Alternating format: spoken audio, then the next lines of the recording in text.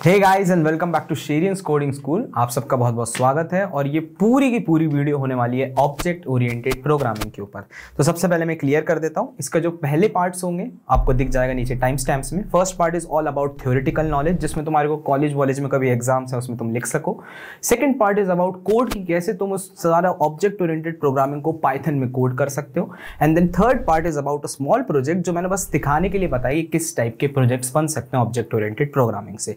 तो I hope तुम लोगों को पसंद आएगी ये वीडियो, पूरी जरूर देखना, मजा आ जाएगा बस। ठीक है, तो चलो मिलते हैं अपन अपनी स्क्रीन पे, लेट्स गो।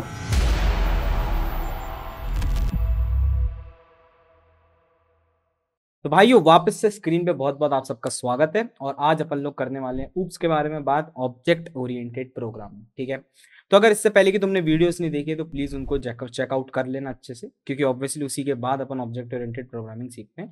तो पूरी ऑब्जेक्ट ओरिएंटेड प्रोग्रामिंग के बारे में बात करने से पहले मैं तुम्हारे को कुछ दिखाना चाहता हूँ।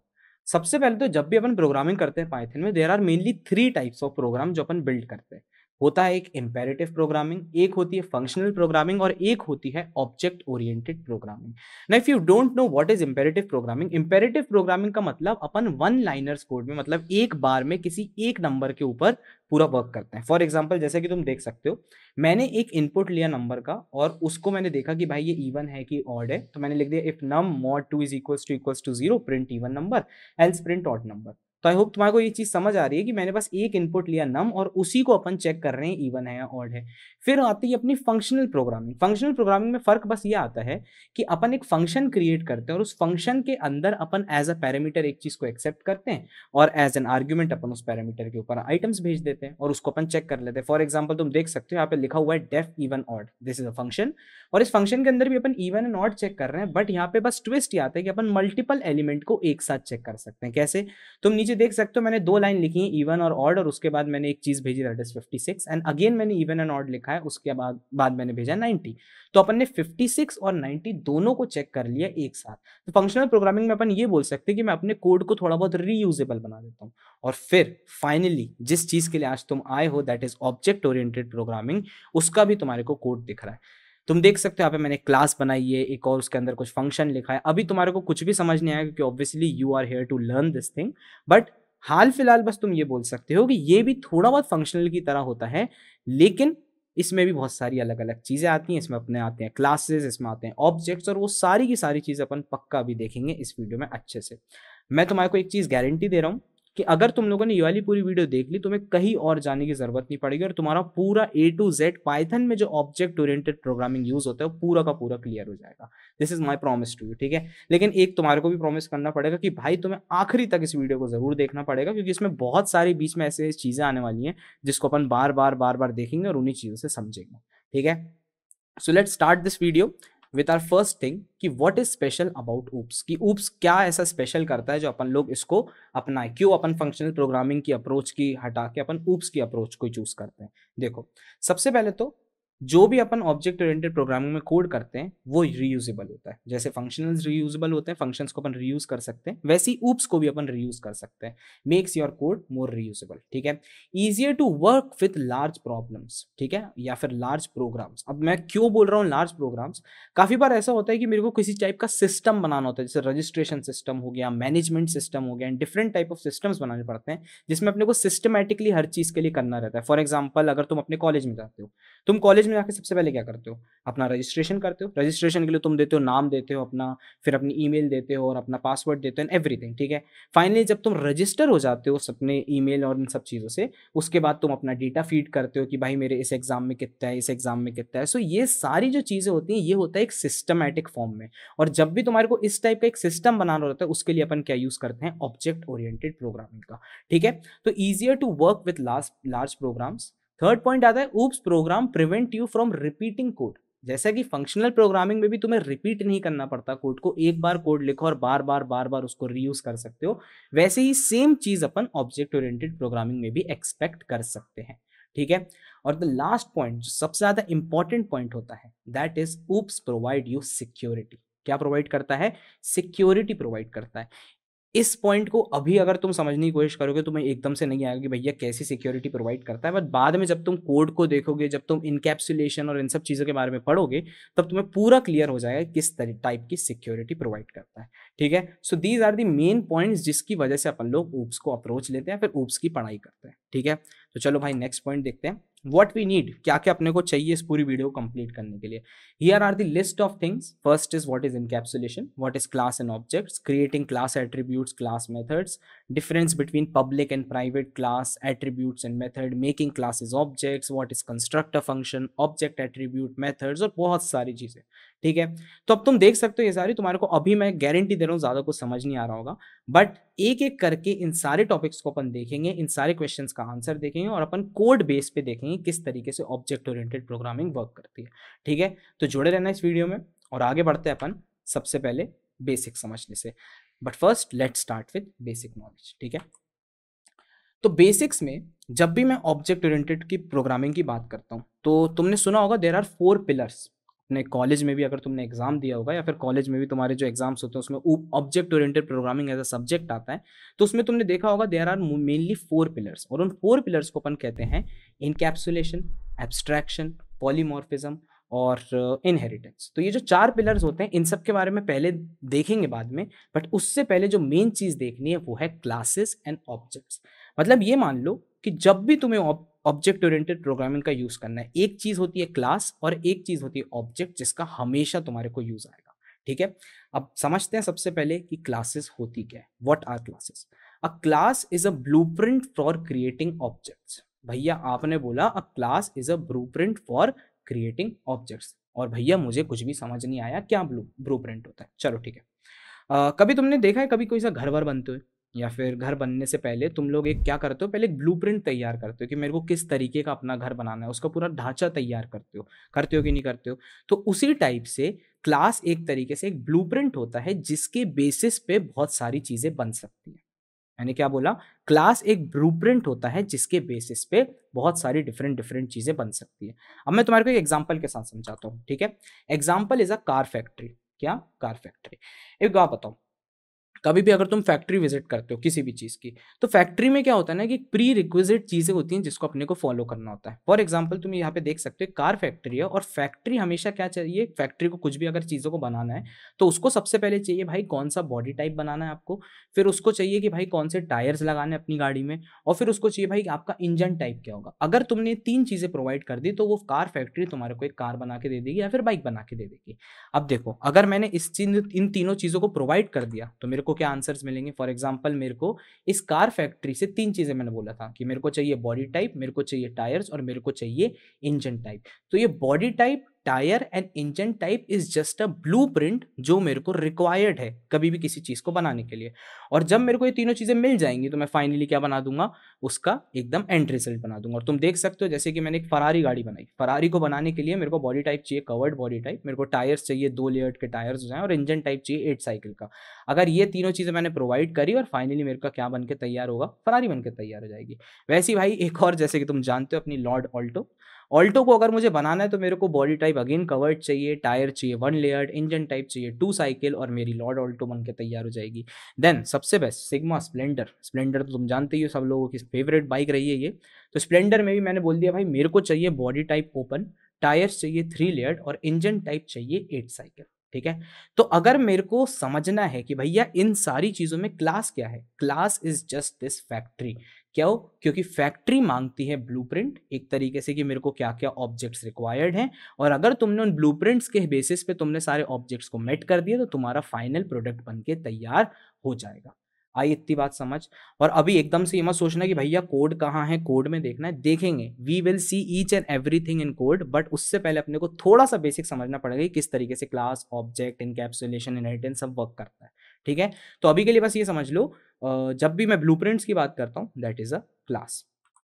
अब होता क्या है ना, क्लासेस के बाद आता है एक और बेसिक चीज that are objects. Objects are instances of class. ठीक है भैया, मेरे को नहीं समझ आया इंस्टेंसेस का क्या मतलब होता है, ऑब्जेक्ट्स क्या है, कैसे आपने लिख दिया, ये सब कुछ समझ नहीं आया। सीधी भाषा में मैं बता रहा हूँ, तुमने देख लो नीचे भी लिखा है। मतलब सीधी भाषा में एक क्लास का यूज करके उसके बच्चे बनाना। अब तुम बोलो भैया बच्चे बनाना मतलब, आई विल एक्सप्लेन यू।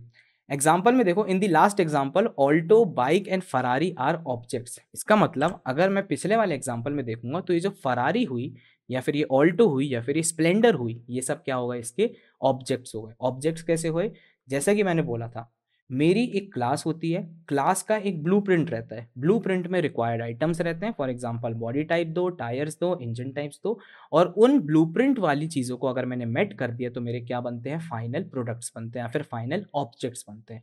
तो this Ferrari is my first object, Alto is my second object and Splendor is my third object. कैसे ऑब्जेक्ट्स बन रहे हैं, क्योंकि मेरे पास जो फैक्ट्री थी, फैक्ट्री ने जो जो रिक्वायर्ड आइटम्स मांगे थे उन सबको मैंने मेट कर दिया, एंड दैट्स इट, मेरे क्या बन गए, ऑब्जेक्ट्स बन गए।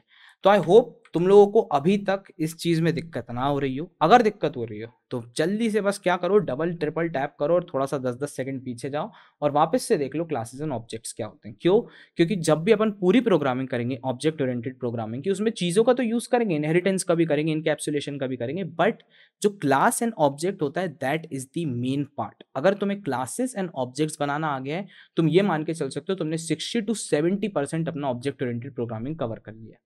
लिख के दे रहा हूं मैं, गारंटी, ठीक है। तो अभी बेसिक समझ आ गया होगा तुम्हें क्लास क्या होती है, ऑब्जेक्ट्स क्या होते हैं, ठीक है। अब इसके बाद आता है अपना third thing, that is encapsulation. अभी सिर्फ अपन थ्योरेटिकल नॉलेज देख रहे हैं कि क्या होती है सब चीजें, फिर उसको अपन कोड बेस पे देखेंगे, ठीक है। तो अब बात करते हैं भाई इनकैप्सुलेशन पे।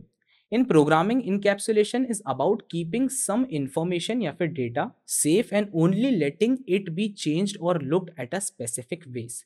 इसका सीधी सिंपल भाषा में अपना सारे आइटम्स को सेफ रखना, मतलब सेफ रखना अपने डेटा को, और कोई भी बाहर से एक्सेस ना कर सके अपनी क्लास के अंदर। अब ये सब तुम्हें बिल्कुल एकदम से समझ नहीं आया होगा, मैं तुम्हारे को एक बहुत सिंपल सा एग्जांपल देता हूँ। लेट्स से यहाँ पे तुम्हें एक इमेज दिख रही होगी, इस इमेज के अंदर क्या दिख रहा है, एक क्लासरूम है और उस क्लासरूम के अंदर स्टूडेंट्स पढ़ रहे हैं, भैया सही है। Like in this image, a class is encapsulated and only people who have paid the class fees can attend the class. इसका मतलब जिस जिस स्टूडेंट ने भाई इस क्लास की पैसे दिए होंगे उसी को मैं रूम के अंदर एंटर करने दूंगा और उसको मैं पढ़ने दूंगा। So this class is encapsulated, मतलब कोई भी बाहर से आके बंदा इस चीज को नहीं पढ़ सकता, या फिर मैं ये बोल सकता हूं जिसने फीस दी है सिर्फ वही पढ़ सकता है। सो this is N clear cut example of encapsulation. Encapsulation का मतलब पता है क्या होता है, तुमने कभी कैप्सूल देखी है, कैप्सूल क्या होती है, कैप्सूल के अंदर छोटी छोटी गोलियां रहती है जिसको अपन खाते हैं, तुमने देखी होगी कैप्सूल ऐसी बनती है। एडिटर भी दिखाई देगा तुम्हारे को कैप्सूल कैसे दिखती है। और होता क्या है ना, इस कैप्सूल की मदद से अपन सारे अंदर के जो आइटम रहता है उसको एक तरीके से सेफ रखते हैं। सो this is how encapsulation works. और जो सेकंड एग्जाम्पल है तुम देख सकते हो, अपना अगर एक मैदान में क्लास लग रही होगी, फॉर एग्जाम्पल तुम मान लो तुम्हारे घर के आसपास कोई भी एक बड़ा सा मैदान है, वहां पे अगर कोई क्लास लग रही होगी, तुम जाके उस क्लास को एक्सेस भी कर सकते हो, तुम सुन सकते हो उसका टीचर क्या बोल रहा है, तुम एवरीथिंग, मतलब you can access that class. So this is not encapsulated, there is no security of class. So इस तरीके से अपन समझ सकते हैं इनकैप्सुलेशन का मतलब क्या होता है, अपने पूरे डेटा को सेफ रखना इनसाइड अ क्लास, ठीक है। अभी जब अपन कोड में देखेंगे तो मैं गारंटी दे रहा हूं तुम्हारे को और अच्छे से समझ आ जाएगा। चलो ठीक है, नेक्स्ट चीज पे मूव करते हैं। What is polymorphism. अब ये पॉलीमॉर्फिज्म क्या होता है, polymorphism means having many forms. अब यहाँ पे ना हैविंग मेनी फॉर्म्स का मतलब बहुत सारे लोग समझ नहीं पाते, मैं तुम्हारे को समझाने की कोशिश करूंगा एक सिंपल एग्जांपल से, बस तुम ध्यान से देखना।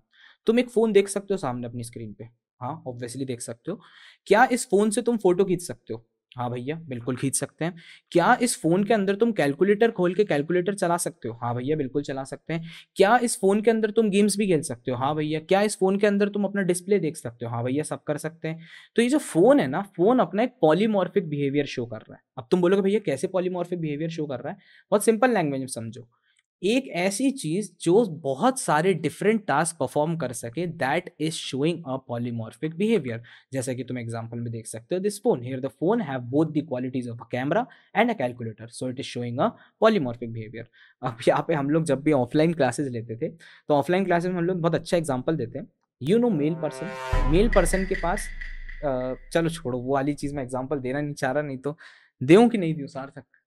पॉलीमॉर्फिज्म का मेल फीमेल वाला एग्जांपल दूं, अन अदर्स वाला। सार्थक ने मेरे को एक बिस्किट दिया है ओरियो, थैंक यू टू सार्थक शर्मा। तो एग्जांपल देने वाला तो मैं मेल फीमेल एंड अदर्स का देने वाला था पॉलीमॉर्फिज्म का, बट ऑब्वियसली यहाँ पे सही नहीं रहेगा वो चीज़ बोलना। तो अभी बस समझ लो कि किसी एक चीज़ के पास जब मल्टीपल टास्क रहते हैं, दैट इज पॉलीमॉर्फिज्म, ठीक है। अब बात करते हैं भाई अपनी थर्ड फोर्थ चीज पे, व्हाट इज इनहेरिटेंस। ठीक है, इनहेरिटेंस नाम से आई गेस तुम लोगों को पता होगा क्या होता है। When one class inherit some features from other class, this phenomena is known as inheritance. नहीं आया भैया, बिल्कुल समझ नहीं आया। एक क्लास जब दूसरी क्लास से चीजें ट्रांसफर करता है उसको इनहेरिटेंस कहते हैं। अगर मैं नॉर्मल एक अपनी डे टू डे लाइफ में इनहेरिटेंस देखूं, दैट इज सबसे best example your parents.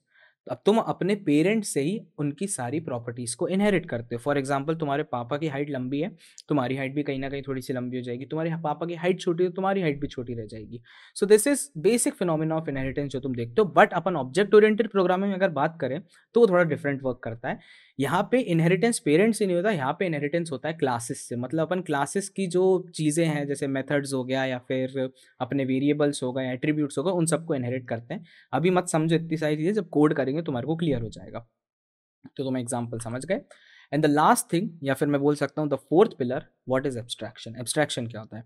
When we only see the essential part of our code and hides the rest of the process is abstraction. ठीक है, मतलब सिर्फ और सिर्फ एसेंशियल पार्ट को देखना और सारी चीजों को छुपा देना इज नोन एज एब्स्ट्रैक्शन। जैसा कि तुम नीचे दो एग्जांपल देख सकते हो, एक लिखा है प्लग बोर्ड और एक लिखा है शिपिंग बॉक्स। अब शिपिंग बॉक्स और प्लग बोर्ड में भैया कहाँ से इनहेरिटेंस दिख रहा है मुझे, सॉरी एब्स्ट्रैक्शन दिख रहा है, मुझे समझ नहीं आ रहा। भाई एक बात बताओ, जब भी तुम एक प्लग बोर्ड को देखते हो उसके अंदर का तुम्हें वायरिंग दिखती है क्या? ऑब्वियसली नहीं दिखती। क्यों? क्योंकि वो छुपी हुई है। तो मैं सिर्फ वही चीज दिखा रहा हूँ जो काम की है, और सारी चीजों को मैं क्या कर दे रहा हूँ, छुपा दे रहा हूँ। जैसे कि तुम देख सकते हो शिपिंग बॉक्स जब तक तुम खोलोगे नहीं उसके अंदर की चीज नहीं दिखेगी, लेकिन you know there is something inside it. But मेरे को देखना क्या है? सिर्फ और सिर्फ shipping box. So this is some basic examples of abstraction, और इसी का अपन यूज करते हैं ऑब्जेक्ट ओरिएंटेड प्रोग्रामिंग में। मैं बताऊंगा कैसे और किस तरीके से होता है, बस अभी के लिए समझ लो एब्स्ट्रैक्शन होता क्या है। तो अपन लोगों को भैया समझ आ गया है कि व्हाट इज क्लास क्या होती है। क्लासेस के बाद मैंने समझ लिया भैया ऑब्जेक्ट्स क्या होते हैं। ठीक है, मैंने समझ लिया इनकैप्सुलेशन क्या होता है, मैंने समझ लिया भैया पॉलीमॉर्फिज्म क्या होता है। और तुम मजाक साइड के बताऊं, ये सिर्फ अभी अपन ने थोड़ा सा थ्योरी पार्ट देखा है ना, इस थ्योरी पार्ट को तुम यूज भी कर सकते हो, पता है किस चीज में? अपने एग्जाम्स लिखने में। और ये ऐसे एग्जाम्पल दे दो भैया, मैं गारंटी दे रहा हूँ तुम्हारे को मार्क्स मिलेंगे। ठीक है, और फिर अपन ने देख लिया इनहेरिटेंस क्या होता है, and finally we know what is abstraction.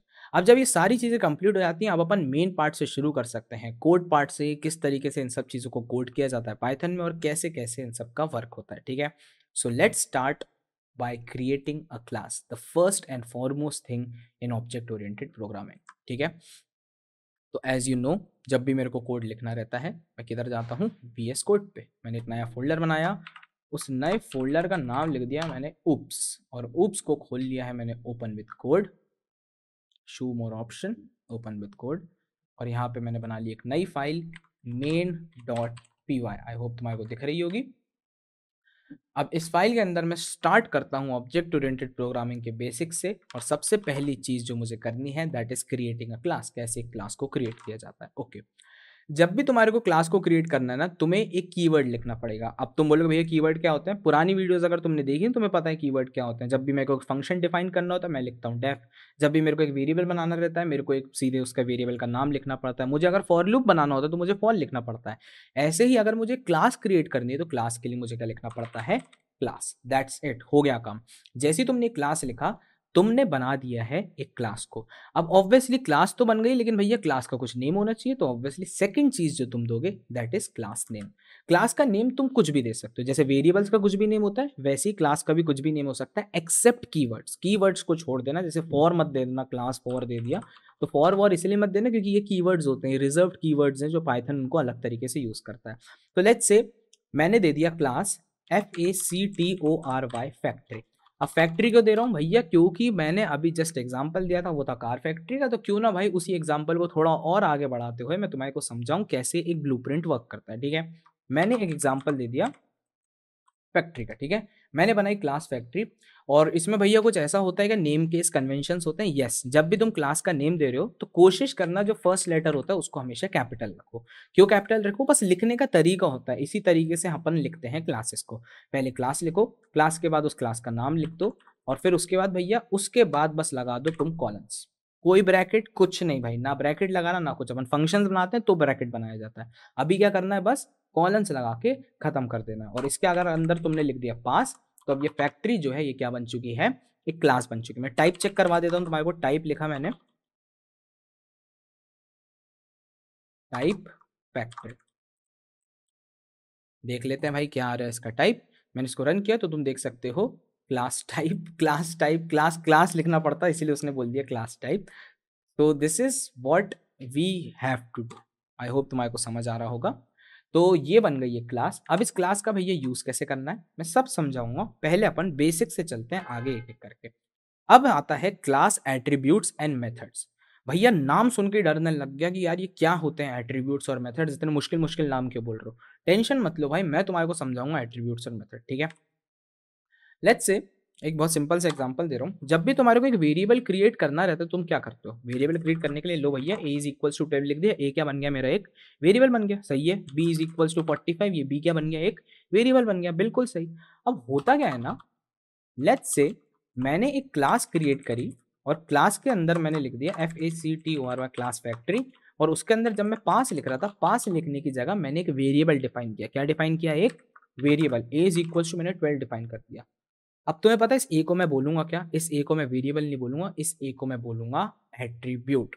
तो भाइयों प्लीज बहुत ध्यान से सुनो, जब भी मेरे को एक क्लास के अंदर कोई भी वेरिएबल डिफाइन करना होता है उसको मैं क्या बोलता हूं, एट्रीब्यूट। तो अब ये ए क्या हो चुका है, एक क्लास का एक एट्रीब्यूट हो चुका है। आई होप तुम्हारे को समझ आ रहा होगा, ठीक है। ये किसका एट्रीब्यूट हो चुका है, क्लास का एक एट्रीब्यूट हो चुका है। तो भैया अगर मैंने लिखा b इज इक्वल्स टू 34, तो b भी क्या बन चुका है, एक एट्रीब्यूट। और अगर भैया मैंने इसको क्लास के बाहर लिख दिया c इज इक्वल्स टू 67, तो इसको मैं बोलूंगा, इसको मैं वेरिएबल ही बोलूंगा, बट इनको क्या बोलूंगा मैं, एट्रीब्यूट्स। तो याद रखना कोई भी वेरिएबल को अगर अपन क्लास के अंदर डिफाइन कर देते हैं उसको मैं क्या बोलता हूं, एक एट्रीब्यूट। आई होप तुम्हारे को एट्रीब्यूट अब समझ आया होगा। अब एट्रीब्यूट्स के बाद आते हैं भाई मेथड्स। क्या आते हैं, मेथड्स, ठीक है। भाई ये एट्रीब्यूट तो मैंने समझ लिया बहुत सिंपली कि भाई किसी भी वेरिएबल को क्लास के अंदर बना वो बन गया एट्रीब्यूट। लेकिन भैया फिर मेथड क्या होता है, देखो मेथड के लिए मैं बहुत सिंपल से एग्जांपल दे रहा हूं। जब भी तुम्हारे को कोई भी फंक्शन क्रिएट करना होता है, क्या क्रिएट करना होता है, किसी भी फंक्शन को अगर क्रिएट करना होता है तो तुम कैसे करते हो, तुम लिखते हो डेफ हेलो, और यहाँ पे क्या बन चुका है, एक फंक्शन बन चुका है। बना कि नहीं बना, ये देखो यहाँ पे मैंने लिख दिया पास, तो अभी एक फंक्शन बन गया। तो ठीक है भैया मुझे पता है फंक्शन क्या होता है, मैंने पिछली वीडियोस देखी तो I know what is function. अब तो मैं एक एग्जांपल देता हूँ, इसी फंक्शन को अगर तुमने क्लास के अंदर बना दी तो पता है क्या बन जाएगा, ये बन जाएगा एक क्लास मेथड, या फिर सिंपली बोलो तो एक मेथड बन जाएगा। क्या बन जाएगा, ये एक मेथड बन जाएगा। मतलब अगर भैया मैं ये क्लास के अंदर गया और इस क्लास के अंदर मैंने लिख दिया डेफ हेलो, और उसके बाद मैंने यहाँ पे करके लिख दिया पास, तो ये क्या बन चुका है, ये बन चुका है एक मेथड। क्या बन चुका है, ये एक method. So this is what methods and attributes are. किसी भी वेरिएबल को किसी क्लास के अंदर डिफाइन किया वो बन चुका है वेरिएबल, ओ सॉरी एट्रीब्यूट, और किसी भी फंक्शन को किसी क्लास के अंदर डिफाइन किया वो क्या बन चुका है, एक मेथड बन चुका है। भाई ये पीसीस कमेंट को बंद कर दूं क्या मैं, एक सेकंड भाई बस, ठीक है भाई, तो मैंने पीसीस को बंद कर दिया। और अब अगर तुम्हारे को कोई भी पूछे कि भैया एट्रीब्यूट्स और वेरिएबल्स क्या, मतलब एट्रीब्यूट्स और मेथड्स क्या होते हैं, किसी भी क्लास के अंदर किसी फंक्शन को बनाया दैट इज मेथड, किसी भी क्लास के अंदर किसी वेरिएबल को बनाया that is attributes. I hope तुम्हारे को ये सब चीजें समझ आ गई। और इनको पता है स्पेसिफिकली अपन क्या बोलते हैं, इनको बोलते हैं क्लास एट्रीब्यूट और क्लास मेथड। क्यों भैया, तो क्लास के अंदर तो क्लास बोलेंगे। एक चीज और होती है that is object attribute and object method, उसको मैं बाद में समझाऊंगा, बट अभी हाल फिलहाल बस ये समझ लो क्लास के अंदर class attribute and class method, ठीक है। बाद में सब चीजें क्लियर होती जाएंगी, ठीक है भैया। मुझे पता चल गया क्लास कैसे क्रिएट करते हैं, मुझे पता चल गया क्लास के एट्रीब्यूट्स एंड मेथड्स को कैसे बनाते हैं। Then there comes public and private, public और प्राइवेट एट्रीब्यूट्स एंड मेथड्स। अब तुम बोल रहे हो कि भैया पब्लिक एंड प्राइवेट में एट्रीब्यूट्स एंड मेथड्स कैसे, बहुत अच्छे से समझाऊंगा, ध्यान से देखना, ठीक है। क्यों पब्लिक और क्यों प्राइवेट बोला जा रहा है, लेट्स से वन एग्जाम्पल, ठीक है। मान लो ये एक क्लास बनी है भैया, अगर इस क्लास को कॉल करना है तो मैं कैसे कर सकता हूँ, बहुत सिंपली तुम कॉल कर सकते हो, पता है कैसे, FACTORY, जो भी क्लास है उसको बस कॉल कर दो। जैसे तुम किसी फंक्शन को कॉल करते हो ना, वैसे ही सेम टू सेम डिट्टो अपने को एक क्लास को कॉल करना करता है, वो कॉल करना पड़ता है, ठीक है। मैंने इस क्लास को कॉल करा फैक्ट्री को, और अभी इसके अंदर कुछ भी है क्या, ऑब्वियसली कुछ नहीं, तो यहाँ पे अभी अगर मैं रन भी करूंगा तो कोई फर्क नहीं पड़ेगा, ये देखो अभी कुछ भी नहीं हुआ। लेट्स से मैंने इसके अंदर कर दिया प्रिंट A, B, तो अब क्या होने वाला है, ऑब्वियसली मेरे को पता है, तुम लोगों को भी पता है 12 और 34 प्रिंट हो जाएगा। क्यों, क्योंकि ए की वैल्यू 12 है, बी की वैल्यू 34 है, और जब भी मैं फैक्ट्री को कॉल करता हूँ मैं आराम से प्रिंट कर सकता हूँ। अब होता क्या है ना, मैं इसके अंदर के वेरिएबल्स को भी एक्सेस कर सकता हूँ। कैसे एक्सेस कर सकता हूँ, मुझे पता है इसके अंदर एक एट्रीब्यूट बना है ए, या फिर मैं बोल सकता हूँ एक सिंपल वेरिएबल बना हुआ है ए। अगर मुझे इसको एक्सेस करना है तो मैं कैसे कर सकता हूँ, मैं लिखूंगा प्रिंट, देखना मैं क्लास के बाहर प्रिंट रखता हूँ, मैंने लिखा फैक्ट्री, फैक्ट्री को कॉल किया और फैक्ट्री के बाद लिख लिया डॉट ए। क्या लिखा मैंने फैक्ट्री के बाद? Dot A. और ये ए जो था ये क्या था? एक वेरिएबल था जो किसके अंदर बना था? अपनी फैक्ट्री क्लास के अंदर बना हुआ था। अब अगर मैं इसको रन करूंगा तो पता है क्या होने वाला है? देखो 12 प्रिंट हो गया। अगर मैंने लिख दिया फैक्ट्री डॉट बी तो अब बताओ क्या प्रिंट होगा? Obviously I think you know the answer, that is 34। ये मैंने रन किया और 34 प्रिंट हो गया।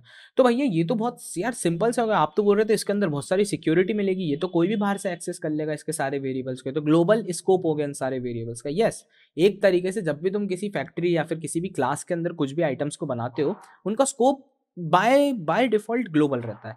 तो जब ग्लोबल स्कोप है तो उसको तुम कहीं से भी एक्सेस कर सकते हो। बस हाँ, तुम्हारे को क्या करना पड़ेगा? पहले अपनी क्लास को कॉल करना पड़ेगा, और क्लास को कॉल करने के बाद क्या करना पड़ेगा? एक वेरिएबल का नाम जो भी उसके अंदर बना हुआ है। अगर तुम फैक्ट्री डॉट सी लिख दोगे तो भाई कुछ प्रिंट ही नहीं होगा, क्योंकि कुछ ऐसी चीज एग्जिस्ट नहीं करती। तो अब होता क्या है ना, मान लो मैंने एक मेथड भी बनाया, डेफ हेलो मेथड है, और उसके अंदर मैं लिख रहा हूँ प्रिंट हेलो वर्ल्ड। ठीक है, अब अगर मैं हेलो वर्ल्ड को प्रिंट करना चाह रहा हूँ या फिर मैं डेफ मेथड को बनाना चाह रहा हूँ, तुम्हें ऐसा लग रहा होगा लो भैया मैंने हेलो मेथड को कॉल कर दिया, ऐसे करके HELLO हेलो, और इस मेथड को मैंने कॉल कर दिया। भैया अभी चलेगा क्या? बिल्कुल नहीं चलेगा। पूछो क्यों? क्योंकि देखो ये हेलो फंक्शन या फिर ये हेलो मेथड कहाँ पे डिफाइंड है? अपनी क्लास के अंदर डिफाइंड है कि नहीं है? क्लास के अंदर डिफाइंड। और मैं कहाँ से कॉल कर रहा हूँ? अपनी क्लास के बाहर से कॉल कर रहा हूँ, तो इसको मैं बिल्कुल एक्सेस नहीं कर सकता। ये देखो भाई एरर आ जाएगा कि हेलो जैसा कुछ एग्जिस्ट नहीं करता।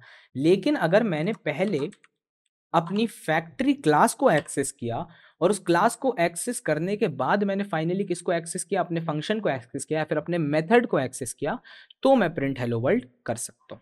ये हो गया प्रिंट हेलो वर्ल्ड। अब यहां पे तुम बहुत ध्यान से समझो, मैं चाहूं तो इस फंक्शन को अंदर भी कॉल कर सकता हूँ, ये देखो ऐसे करके, ये मैंने कर दिया कॉल।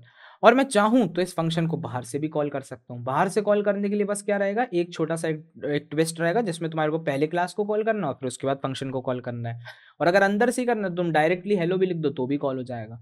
तो यार भैया ये तो बहुत अजीब सी चीज़ हो गई। मैं चाहता हूँ कि जब भी मैं अपने कॉल करूँ तो मैं सिर्फ अंदर ही अंदर कॉल कर सकूँ, कोई भी बाहर से मेरी क्लास की चीज़ों को एक्सेस ना कर सके। तो यहाँ पे तुम यूज करते हो पब्लिक एंड प्राइवेट क्लासेस का, या फिर पब्लिक एंड प्राइवेट एट्रीब्यूट्स, या फिर पब्लिक एंड प्राइवेट मेथड्स का।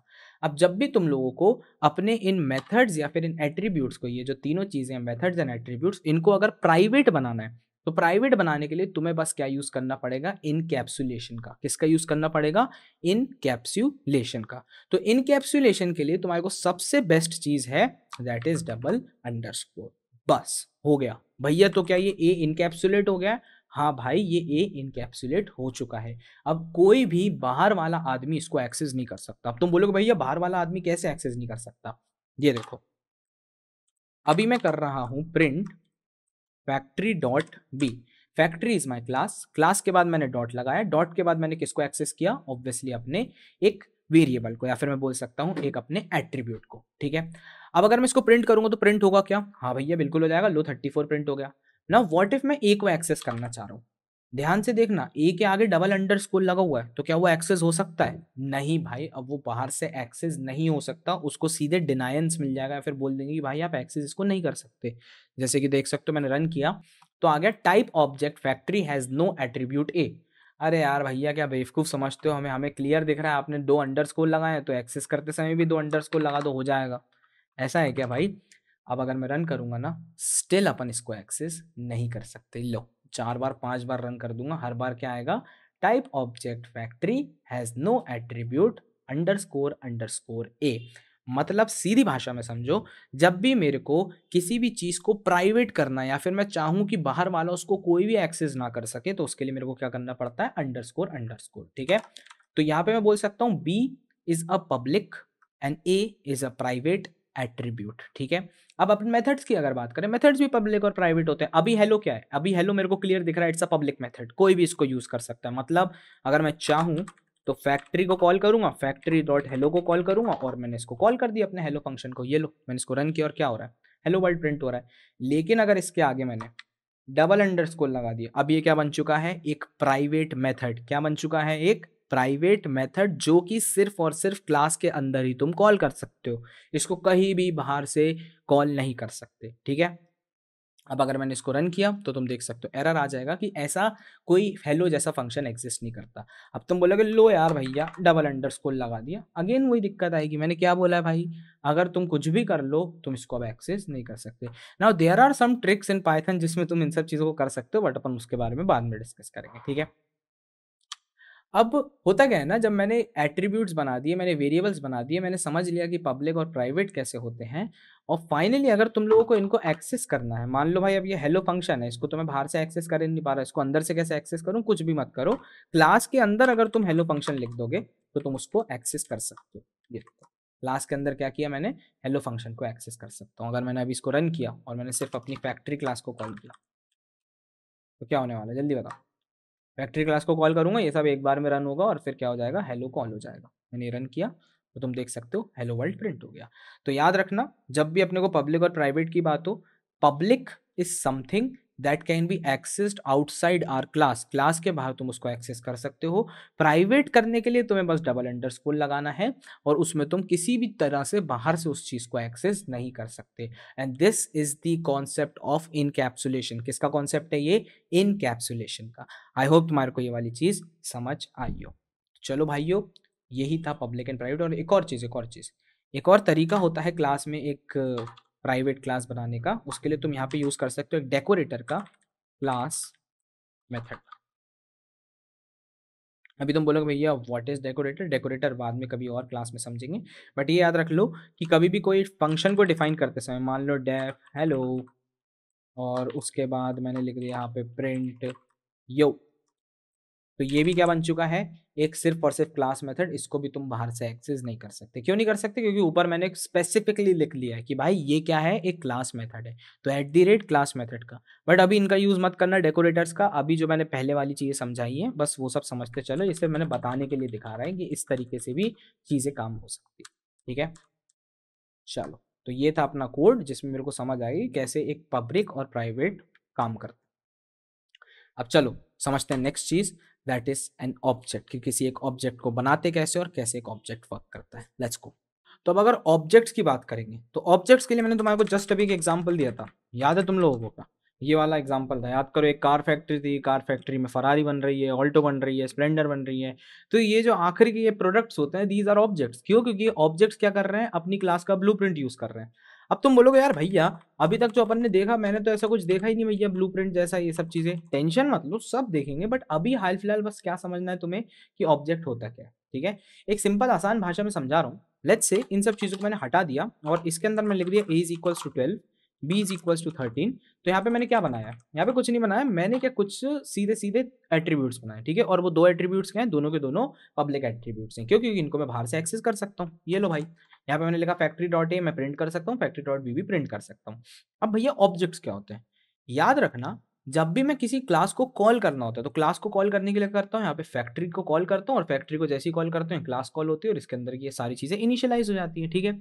अब होता क्या है ना, while I am calling a class, जब भी मैं किसी क्लास को कॉल कर रहा हूँ, गलती से तुमने अगर किसी एक वेरिएबल के अंदर कॉल कर दिया, मान लो ओबीजे एक वेरिएबल है और उसके अंदर तुमने फैक्ट्री क्लास को कॉल कर दिया, तो पता है ये ओबीजे क्या बन जाएगा, ये वेरिएबल बन जाएगा एक ऑब्जेक्ट। क्या बन जाएगा, ये एक ऑब्जेक्ट बन जाएगा, ठीक है। ऊपर देखो दिख वेरिएबल रहा है, ऑब्वियसली एक वेरिएबल है, लेकिन इसके अंदर मैंने क्या कॉल कर दिया, मैंने क्लास को कॉल कर दिया, तो अब ये क्या बन चुका है, एक ऑब्जेक्ट बन चुका है। अब भैया ऑब्जेक्ट के पास ऐसी क्या स्पेशल पावर होती है, अगर मैं तुमसे सीधी भाषा में बोलना चाहूँ कि ऑब्जेक्ट्स के पास क्या पावर है, सिंपल पावर्स हैं। जो पावर सारी की सारी क्लास के पास होती है, सारी की सारी पावर्स ऑब्जेक्ट के पास भी आ जाती है। इसका मतलब मैं फैक्ट्री के थ्रू तो ए को मतलब एक्सेस कर पा रहा था, कैसे, फैक्ट्री डॉट ए लिख रहा था, हो रहा था। अब अगर मैं चाहूं तो मैं यहाँ पे प्रिंट obj डॉट ए लिखूंगा तो भी मैं ए की वैल्यू प्रिंट कर पाऊंगा, मतलब 12 की वैल्यू मैं प्रिंट कर पाऊंगा। क्यों?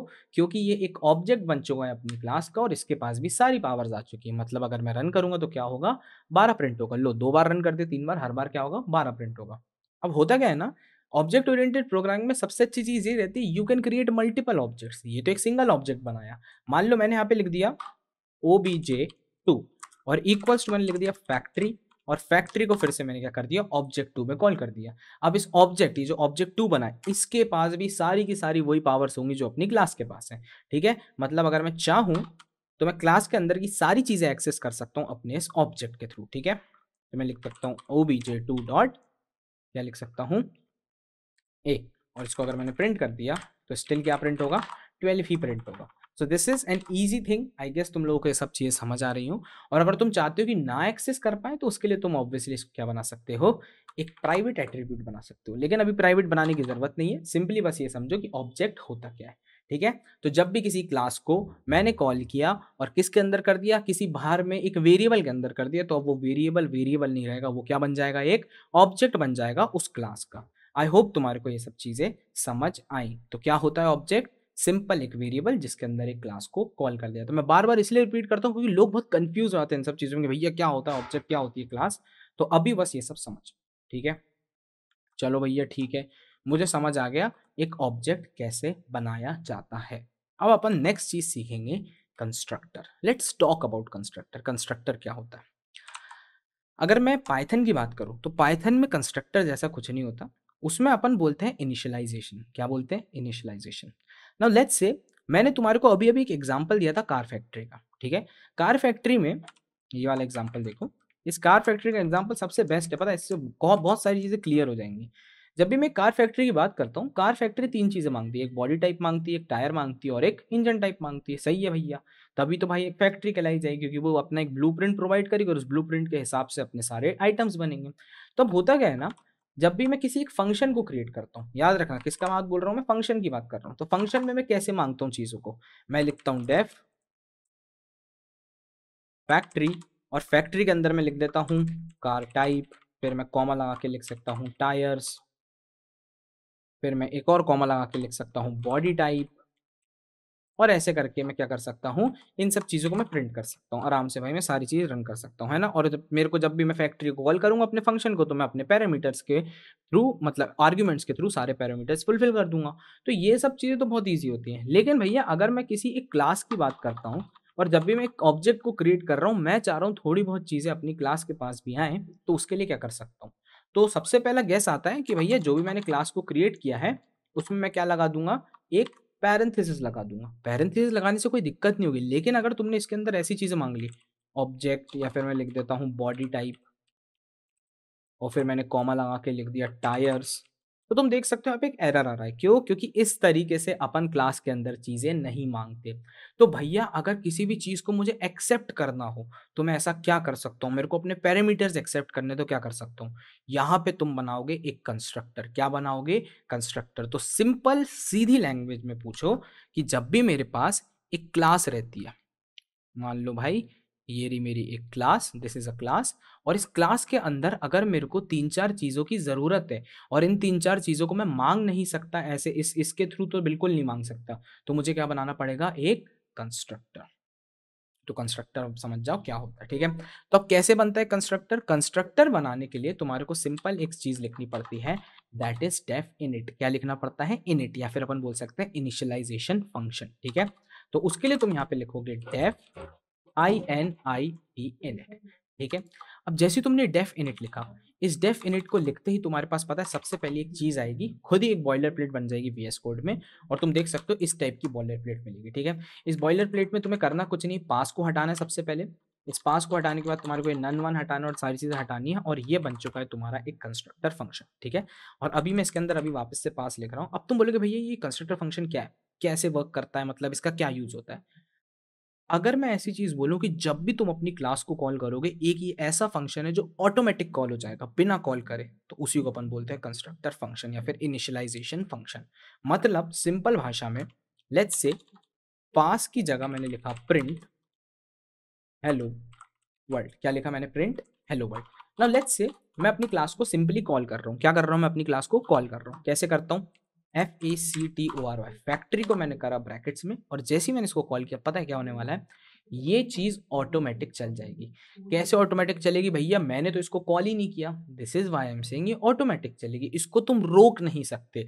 मतलब अगर तुमने यहाँ पे लिख दिया डेफ इनिट, ये एक मेथड होता है, अगर तुमने गलती से भी लिख दिया तो ये ऑटोमेटिक रन कर जाएगा। मतलब सीधी आसान भाषा में मैंने इसको रन किया तो क्या प्रिंट हो गया, हेलो वर्ल्ड प्रिंट हो गया। भैया मैंने तो क्लास को कॉल किया था, ये कैसे रन हो गया, this is what I am saying, magic. तो इसको अपन बोलते हैं एक इनिशियलाइजेशन या फिर कंस्ट्रक्टर फंक्शन जो ऑटोमेटिक चलता है। आई होप तुम्हारे को समझ आ रहा हो। अब तुम बोलोगे भैया इससे क्या लेना देना किसी एक ब्लूप्रिंट को क्रिएट करने का। आई will explain you everything, don't worry. यहाँ पे तुम देख रहे हो एक सेल्फ कीवर्ड लिखा है। अभी के लिए बस सेल्फ कीवर्ड को भूल जाओ। तुम बोल दो कि भैया मेरे को सेल्फ कीवर्ड नहीं दिख रहा, ठीक है। मैं जो लिख रहा हूँ उसके बाद तुम्हारे को क्लियर समझाऊंगा कि सेल्फ कीवर्ड का क्या यूज होता है और कैसे वर्क करता है। अभी के लिए बस ये सोचो कि मेरे को क्या क्या चीजें मांगनी थी। मेरे को मांगना था एक बॉडी टाइप, मुझे मांगने थे टायर्स, और मुझे मांगना था इंजन टाइप, ठीक है। तो बॉडी टाइप के लिए मैं लिख देता हूँ बी टी, और मैंने लिख दिया यहाँ पे बी और टी। फिर मेरे को क्या चाहिए था, मेरे को चाहिए था टायर्स, तो मैंने लिख दिया T Y R E S, tyres के T Y R E S, tyres लिख दिए। फिर मुझे क्या चाहिए था, इंजन टाइप चाहिए, तो मैंने लिख दिया ई और टी, ठीक है। मैंने क्या लिखा, ई टी लिख दिया, इंजन टाइप, बॉडी टाइप और टायर्स लिख दिया, ठीक है। अब मैं तुम्हारे को एक बहुत मैजिकल चीज दिखाता हूँ। अगर अब तुम अपनी क्लास को कॉल करोगे FACTORY, और अगर तुमने पैरामीटर्स लगा दिए, मतलब पैरेंथेसिस लगा दिए, तो तुम क्लियर कट देख सकते हो क्या क्या मांग रहा है। एक मांग रहा है बॉडी टाइप, एक मांग रहा है टायर्स, और एक और चीज मांग रहा है दैट इज इंजन टाइप। तो तुम बोलोगे भैया इसने तो तीनों की तीनों चीजें मांग ली जैसे ही मैंने अपनी क्लास को कॉल किया, और यही चाहिए था मुझे। बिल्कुल सही है। फिर भैया ये सेल्फ कीवर्ड क्या है? सेल्फ कुछ नहीं है, सेल्फ अपने ऑब्जेक्ट्स को टारगेट करता है। नहीं आया समझ, कोई दिक्कत नहीं। अभी मैं क्लियर समझाऊंगा जैसे मैं एक ऑब्जेक्ट को बनाऊंगा, ठीक है। अभी के लिए बस ये समझो, अब अगर मैं फैक्ट्री को कॉल कर दूंगा तो यहाँ पे मेरे को एरर आएगा, और एरर ये आएगा कि भाई अगर तुम अपनी क्लास को कॉल कर रहे हो तो तुम्हारे को ये तीनों चीजें प्रोवाइड करना जरूरी है। अगर तुमने इनको प्रोवाइड नहीं किया तो एरर आ जाएगा। जैसे एक फंक्शन में अपन पैरामीटर्स प्रोवाइड करते हैं, वैसे ही अपन लोगों को क्लास के अंदर जब भी पैरामीटर्स चाहिए तो किसके अंदर प्रोवाइड करेंगे अपन, इस इनिशियलाइजेशन या फिर कंस्ट्रक्टर फंक्शन के अंदर, ठीक है। तो अब अगर मैंने इसको रन किया, देखो ये रन किया और ये एरर आ गया, factory init missing 3 required positional argument BT tyres and ET. मतलब मैं बोल सकता हूँ बॉडी टाइप, टायर्स और इंजन टाइप मिसिंग है, तुम्हें ये सब प्रोवाइड करना पड़ेगा। लियो भैया चलो कर देता हूँ। मान लो भाई मैंने सबसे पहले मेरे को फरारी बनानी थी, कवर्ड 2 लेयर डॉट 8 साइकिल, तो मैंने लिख दिया कवर्ड, कवर्ड जाएगा बीटी के अंदर। फिर मैंने टायर्स लिख दिए कितने, 3 टायर की गाड़ी हो गई। और फिर मैंने लिख दिया 8 साइकिल, 8, एक सेकंड, 3, 8 CYCLE, 8 साइकिल का इंजन। और टायर ऑब्वियसली 3 की जगह 4 लिख देता हूँ, सही रहेगा, ठीक है, क्योंकि गाड़ी के अंदर 4 ही होते हैं। तो नहीं तो ऑटो बन जाएगा अपनी फरारी। तो अभी के लिए बस ये समझ लो कि दिस इज फैक्ट्री, और इसके अंदर अब मैंने क्या करा, 3 के 3 पैरामीटर्स प्रोवाइड करे, और ये रहे वो पैरामीटर्स, और तीनों के तीनों आर्ग्यूमेंट्स प्रोवाइड करे, और ये इनके अंदर जाते आ रहे हैं। अभी भी भैया मुझे समझ नहीं आ रहा सेल्फ का क्या यूज है। भैया टेंशन क्यों ले रहे हो, सेल्फ का यूज क्लियर समझ आएगा, मैं गारंटी दे रहा हूँ। बस अभी बस ये समझ लो कि जब भी तुम्हें पैरामीटर्स देने, एक सेल्फ लिख देना, और उसके आगे जो भी पैरामीटर्स एक्सेप्ट करने तुम यहाँ पे इस तरीके से लिख सकते हो, ठीक है। अब अगर मैं यहाँ पे प्रिंट करूंगा, देखना ध्यान से देखना भाई, प्रिंट किया मैंने BT comma tyres comma ET engine type, ठीक है। तो देखो होने क्या वाला है, मैंने अब इसको रन किया तो तुम देख सकते हो कवर्ड, 4 टायर्स और 8 साइकिल, ये सारी चीजें प्रिंट हुई जो जो मैंने ऊपर भेजी थी। तो सिंपल भाषा में अगर मैं बोलूं, जब भी तुम्हारे को किसी भी चीज को एक्सेप्ट करना रहता है किसी क्लास के अंदर, तुम्हें बनाना पड़ता है ये वाला एक function, that is constructor function. ये होगा क्या, मेरे पैरामीटर्स, और सॉरी ये होगा यहाँ पैरामीटर्स, और ये होगा मेरे आर्ग्यूमेंट्स। आई होप तुम्हारे को ये वाली चीज समझ आ रही हो। बस दैट्स इट। तो इसी तरीके से अपन क्या करते हैं, पैरामीटर्स एंड आर्ग्यूमेंट्स को एक्सेप्ट करते हैं। अब होता क्या है ना भैया, अभी अभी आपने बोला था कि जब भी मेरे को एक फैक्ट्री सेट करनी रहती है तो फैक्ट्री में मेरे को ये पैरामीटर्स लेने पड़ेंगे। भैया ले लिए पैरामीटर्स। अब अगर मेरे को एक फरारी बनानी तो मैं कैसे बना सकता हूँ, मेरे को ऑल्टो बनानी है और स्प्लेंडर बनानी तो कैसे बना सकता हूँ। यहाँ पे अब तुम्हारे को यूज करना पड़ेगा ऑब्जेक्ट्स का। क्यों? क्योंकि मैंने क्या बोला था, लास्ट पार्ट जो होता है दैट आर ऑब्जेक्ट्स, या फिर objects are basically childs of our class, या फिर मैं बोल सकता हूँ जो उनके निकल के आते हैं, उनके फैक्ट्री का ब्लूप्रिंट का यूज करके जो ऑब्जेक्ट्स बनते हैं उन्हीं को मैं मेनली ऑब्जेक्ट्स बोलता हूँ।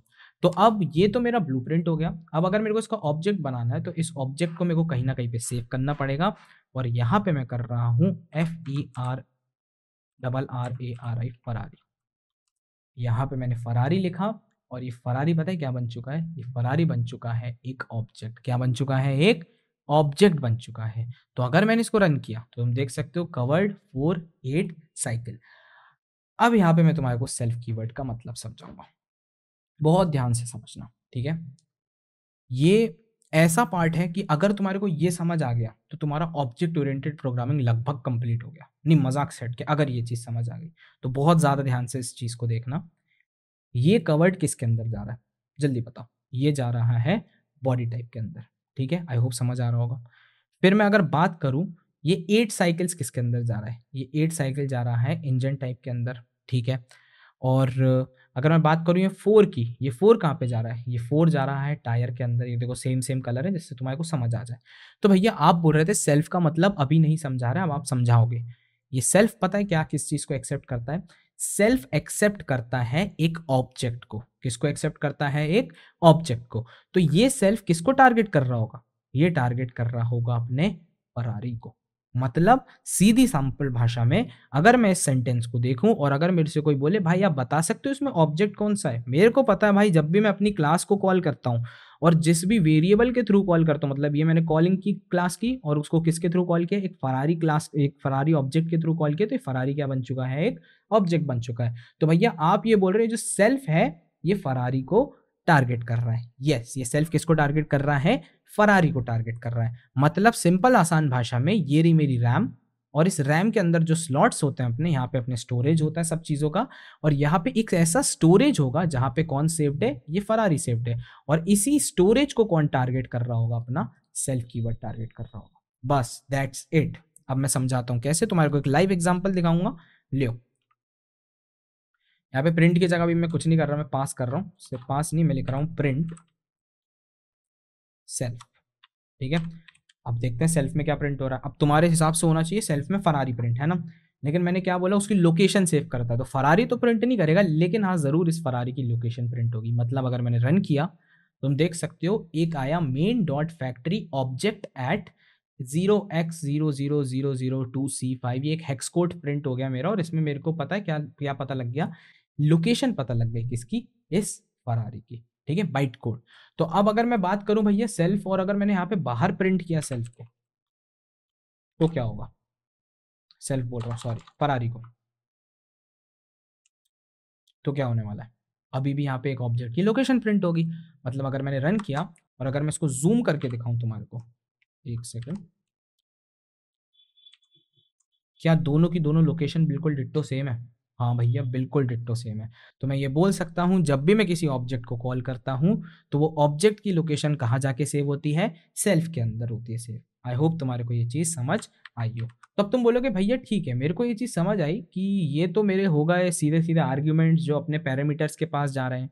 ये सेल्फ थोड़ा स्पेशल केस होता है, किसको टारगेट करता है? अपने ऑब्जेक्ट्स को टारगेट करता है। लेकिन क्यों करता है अपने ऑब्जेक्ट्स को टारगेट? ऐसा क्या रीजन है सेल्फ को कि इस ऑब्जेक्ट को टारगेट करना पड़ रहा है? आई will explain you now with an example. Simple सा एग्जांपल है। लेट्स से मैंने बोला कि भाई मेरी फरारी जो बन रही है, इस फरारी के जो आपका बॉडी टाइप है वो कवर्ड होना चाहिए। क्या होना चाहिए? बॉडी टाइप कवर्ड होना चाहिए। तो मुझे इस लोकेशन पे, फरारी की लोकेशन पे उसका बॉडी टाइप क्या सेव करना पड़ेगा? कवर्ड सेव करना पड़ेगा। इस फरारी की सेम लोकेशन पे मुझे उसके टायर्स कितने सेव करने पड़ेंगे? 4 टायर सेव करने पड़ेंगे। इसी फरारी की लोकेशन पे मुझे उसके इंजन टाइप कैसा सेव करना पड़ेगा? 8 साइकिल सेव करना पड़ेगा। तो कैसे करूंगा? मुझे पता है फरारी की लोकेशन क्या है, कहाँ पे आ रही है? सेल्फ पे आ रही है कि नहीं आ रही? सेल्फ पे फरारी की लोकेशन मैंने लिखा self dot F E self dot B T equals to B T. अब अगर नहीं आया समझ तो बहुत ध्यान से देखना। सेल्फ में थी लोकेशन, मैंने बोला इसकी लोकेशन पे जो अपन बोल सकते हैं बॉडी टाइप पे बीटी है, उसकी वैल्यू क्या कर देना? बीटी। और ये वाला बीटी कितना है? कवर्ड। तो मुझे पता चल गया मेरी फरारी का बॉडी टाइप क्या होगा? कवर्ड होगा। फिर मैंने लिखा यहाँ पे self dot tyres equals to TYRES tyres. तो मैंने एक और चीज बोली कि भाई जो भी मेरा ये टायर्स होने वाले हैं अपनी फरारी के, वो क्या कर देना? 4 कर देना। कैसे? सेल्फ हो गई अपनी लोकेशन, इस लोकेशन पे मैंने क्या किसको कॉल किया? अपने टायर्स को, और वहां पे मैंने क्या सेव कर दिया? 4 सेव कर दिया। ऐसी फाइनली मैंने लिखा self dot ET engine type equals to engine type. और जैसे ही मैंने ये वाला पूरा काम किया, मेरा हुआ कुछ नहीं, बस ये एक ऑब्जेक्ट तैयार हुआ, और इस ऑब्जेक्ट की पर्टिकुलर बीटी, टायर्स और इंजन टाइप सारे सेव हो गए कवर्ड 4 एंड 8 साइकिल। मतलब आसान भाषा में अगर मैं बोलूं, मैं लिखूंगा print FERRARI Ferrari dot BT, BT मतलब अपना ऑब्वियसली बॉडी टाइप। तो क्या प्रिंट होने वाला है, सोचना भाई बहुत ध्यान से। ये फरारी की एक होगी लोकेशन, इस लोकेशन पे एक बॉडी टाइप सेव होगा और वो क्या हो जाएगा, प्रिंट हो जाएगा। तो फरारी की लोकेशन, जब मैंने याद करो 10वीं लाइन को रीड करा था तो क्या हुआ था, अपना ये पूरा फंक्शन चला था और उसमें सेल्फ में इसका क्या आई थी, लोकेशन आई थी। तो सेल्फ डॉट बीटी को एक तरीके से मैं बोल सकता हूँ फरारी डॉट बीटी, और उसमें क्या सेव कर दिया था मैंने, कवर्ड सेव कर दिया था। तो अब अगर मैंने इसको रन किया तो क्या होने वाला है, ऑब्वियसली क्या आएगा, कवर्ड आएगा। ठीक है, अगर मैंने कर दिया print FERRARI Ferrari dot TYRES tyres, तो क्या होने वाला है, जल्दी सोचो। फरारी डॉट टायर्स अगर मैंने रन किया तो क्या आएगा, 4 आएगा। क्यों, क्योंकि मैंने फरारी को जब मैं इनिशियलाइज कर रहा तो मैंने क्या भेजा था, 4 भेजा था। तो इन ऑल अगर मैं समझाऊं, सेल्फ क्या करता है, सिर्फ और सिर्फ लोकेशन को टारगेट करता है, किसकी, अपने करंट ऑब्जेक्ट की। और ये तो अपने को पता ही है, parameters and these are my parameters and these are my arguments, that's it. ठीक है, अब पता है ऑब्जेक्ट ओरिएंटेड प्रोग्रामिंग ना बहुत खास होती है। खास इसलिए होती है क्योंकि मैंने अभी एक फरारी बनाई, मान लो इस एक फैक्ट्री से, ये तो मेरा ब्लूप्रिंट है, इस एक फैक्ट्री से मुझे पता है क्या करना है, मुझे दूसरी गाड़ी बनानी है। और दूसरी गाड़ी कौन सी होगी, अपनी ऑल्टो, लॉर्ड ऑल्टो बनाऊंगा। ठीक है, तो लेट्स से मुझे अगर ऑल्टो को बनाना है तो मैं यहाँ पे लिखूंगा ALTO ऑल्टो। ये हुआ एक ऑब्जेक्ट, जैसी मैंने इक्वल्स टू करा फैक्ट्री, तो अब सेल्फ किसको टारगेट करेगा, सेल्फ टारगेट करेगा ऑल्टो को। देखो फरारी की लोकेशन अलग है, ऑल्टो की लोकेशन अलग है। फरारी की लोकेशन की जगह मैंने इंजन टाइप और पूरा मतलब मैंने बॉडी टाइप, इंजन टाइप और टायर सेव कर दिया। अब ऑल्टो की लोकेशन की जगह मैं डिफरेंट डिफरेंट चीजें सेव करूंगा। कैसे, जो भी चीज मैं भेजूंगा, मान लो इसकी भी क्या है, कवर्ड है। ठीक है, मैंने बोल दिया भाई टायर इसके भी कितने होंगे, 4 होंगे। और मैंने बोल दिया जो इसका इंजन टाइप है वो होगा सिर्फ 4 साइकिल। कितना साइकिल होगा, 4CYCLE cycle, 4 cycle engine type होगा। तो अब यहाँ पे होने क्या वाला है, ऑल्टो के लिए भी वो यही सेम चीज करेगा। सबसे पहले कौन सी लाइन रन होगी, 10th लाइन रन होगी। मान लो ये रही मेरा एक क्या कहते हैं इसको, रैम हो गई। और इस रैम के अंदर भाई ये रहे मेरे बहुत सारे छोटे छोटे छोटे छोटे छोटे स्लॉट्स। और इन स्लॉट्स की जगह जैसे ही मैंने फरारी को कॉल किया, ये लोकेशन पे कौन सेव हुई, फरारी सेव हुई। ठीक है, फरारी को जब मैंने कॉल किया था तो मैंने कवर्ड 4 8 साइकिल सब चीजें भेजी थी। और मैंने यहाँ पे लिखा हुआ था सेल्फ डॉट बीटी, तो सेल्फ में कौन आ रहा था, फरारी। तो मैंने बोल दिया Ferrari dot body type is equals to, वापस से बीटी लिखा था और इस बीटी के अंदर क्या आ रहा था, कवर्ड आ रहा था कि नहीं आ रहा था। तो मैंने यहाँ पे लिख दिया COVERED कवर्ड, ऑब्वियसली इस चीज में। ठीक है, फिर मेरे को मान लो इंजन टाइप को करना था, तो इंजन टाइप में भी क्या हुआ था, self dot ET equals to ET। और अब मैं 10वीं लाइन ही पढ़ रहा था, रीड ही कर रहा था, तो मैंने यहाँ पे लिख दिया Ferrari dot ET engine type is equals to, इस वाले इंजन टाइप में कौन आ रहा था, 8 साइकिल आ रहा था। तो मैंने यहाँ पे लिख दिया 8CYCLE साइकिल। ठीक है, अब हुआ क्या ना, इसी रैम के किसी और कोने में मैंने ऑल्टो को भी बना दिया। 11th लाइन पे मैंने ऑल्टो को भी कॉल कर दिया। अब जैसे ही मैंने ऑल्टो को कॉल किया, अब सेल्फ की वैल्यू चेंज होके क्या हो चुकी है, ऑल्टो की लोकेशन हो चुकी है। तो ये वाली लोकेशन किसकी थी, फरारी की थी। अब ऑल्टो की लोकेशन मान लो इस जगह पे, तो इस लोकेशन पे क्या होगा, मैं सेल्फ टारगेट कर रहा हूं ऑल्टो को, तो मैंने यहाँ पे लिखा Alto dot BT equals to, इसकी भी ब्लूटूथ मतलब इसकी ब्लूटूथ बोल रहा हूँ, बॉडी टाइप क्या है, ऑब्वियसली कवर्ड है। तो यहाँ पे क्या हो जाएगा, COVERED ऑल्टो डॉट ET मतलब engine type is equals to 4 cycle. तो इस तरीके से अपन क्या कर सकते हैं, बहुत सारे डिफरेंट ऑब्जेक्ट्स बना सकते हैं, सारे ऑब्जेक्ट्स को इनिशियलाइज कर सकते हैं, सभी ऑब्जेक्ट्स की डिफरेंट डिफरेंट इंफॉर्मेशन सेव करके रख सकते हैं, और जब भी मुझे एक्सेस करना हो मैं कर सकता हूं।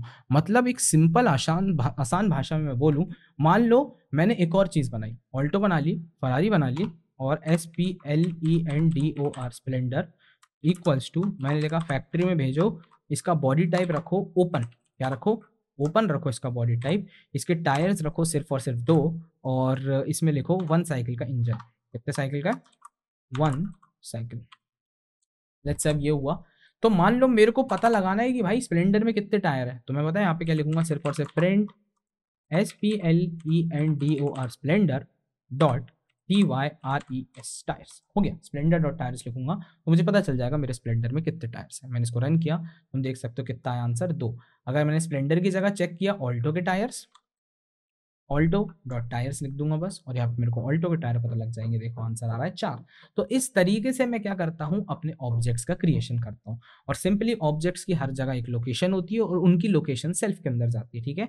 तो सिंपली जैसे ही सेल्फ को मैं टारगेट करता हूँ, सेल्फ बोलता है भाई मेरे को आप एक ऑब्जेक्ट दो, उसकी मैं लोकेशन पे डिफरेंट डिफरेंट चीजें मैं आपको सेव करके दूंगा। सो this is what blueprint means. ये हो गया मेरा ब्लूप्रिंट, और ये हो गए मेरे क्या, एक तरीके से ऑब्जेक्ट्स। और ये देखो, ये जो एग्जांपल था अपना, ये भी थोड़ा इस तरीके से दिख रहा था। ये रहा मेरा ब्लूप्रिंट जो कार फैक्ट्री मांगती है, और ये रहे मेरे फरारी, ऑल्टो, स्प्लेंडर, ये सब मेरे ऑब्जेक्ट्स हो गए।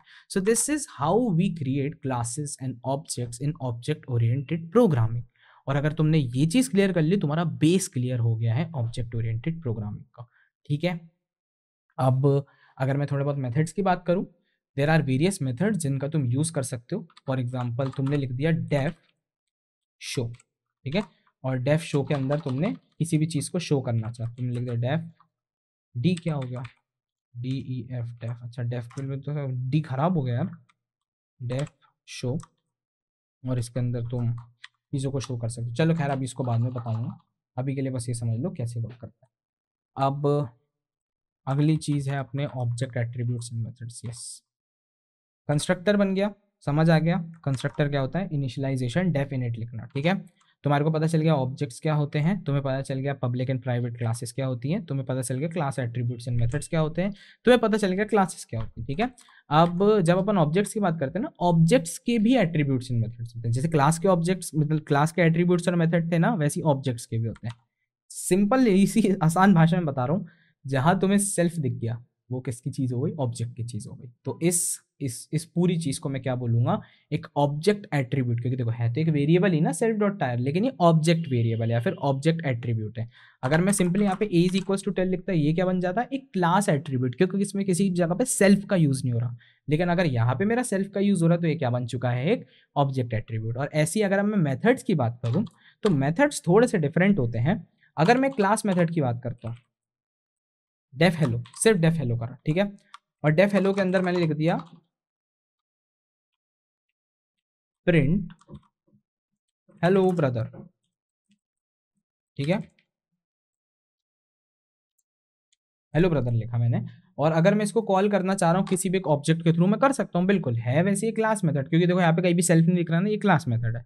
अगर मैं ऑब्जेक्ट के थ्रू कॉल करना चाहूँ तो मैं कर सकता हूँ, ठीक है। ये देखो object Splendor dot hello function, मैंने हेलो फंक्शन को कॉल किया, मैंने रन किया, और देखो क्या दिक्कत आई, 0 positional argument but 1 was given. और मैं यही देखना चाह रहा था तुम लोग सोच सकते हो कि नहीं। और यहाँ पे आ चुका है मेरा एरर। अब ये एरर क्यों आ रहा है मैं समझाता हूँ। देखो ये एक सिंपल नॉर्मल सा फंक्शन है, ठीक है।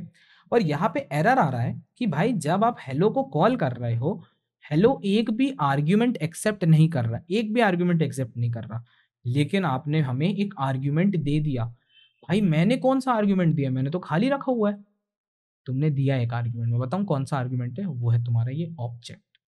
तो जब भी तुम किसी भी चीज को या फिर किसी भी मेथड को या फिर किसी भी फंक्शन को एक ऑब्जेक्ट के थ्रू कॉल करते हो, ये स्प्लेंडर एक ऑब्जेक्ट है, जब भी किसी ऑब्जेक्ट के थ्रू कॉल करोगे, बस ये दिक्कत आने वाली कि ये एज अ आर्ग्यूमेंट चला जाएगा तुम्हारे इस मेथड के पास। तो इस मेथड के पास तो कोई है ही नहीं, तो इसके लिए मैं यहाँ पे लिखता हूँ सेल्फ। तो अब जैसे ही मैंने यहाँ पे सेल्फ लिखा, ये पता है क्या बन चुका है, ये बन चुका है एक ऑब्जेक्ट मेथड। क्या बन चुका है, ये एक ऑब्जेक्ट मेथड बन चुका है।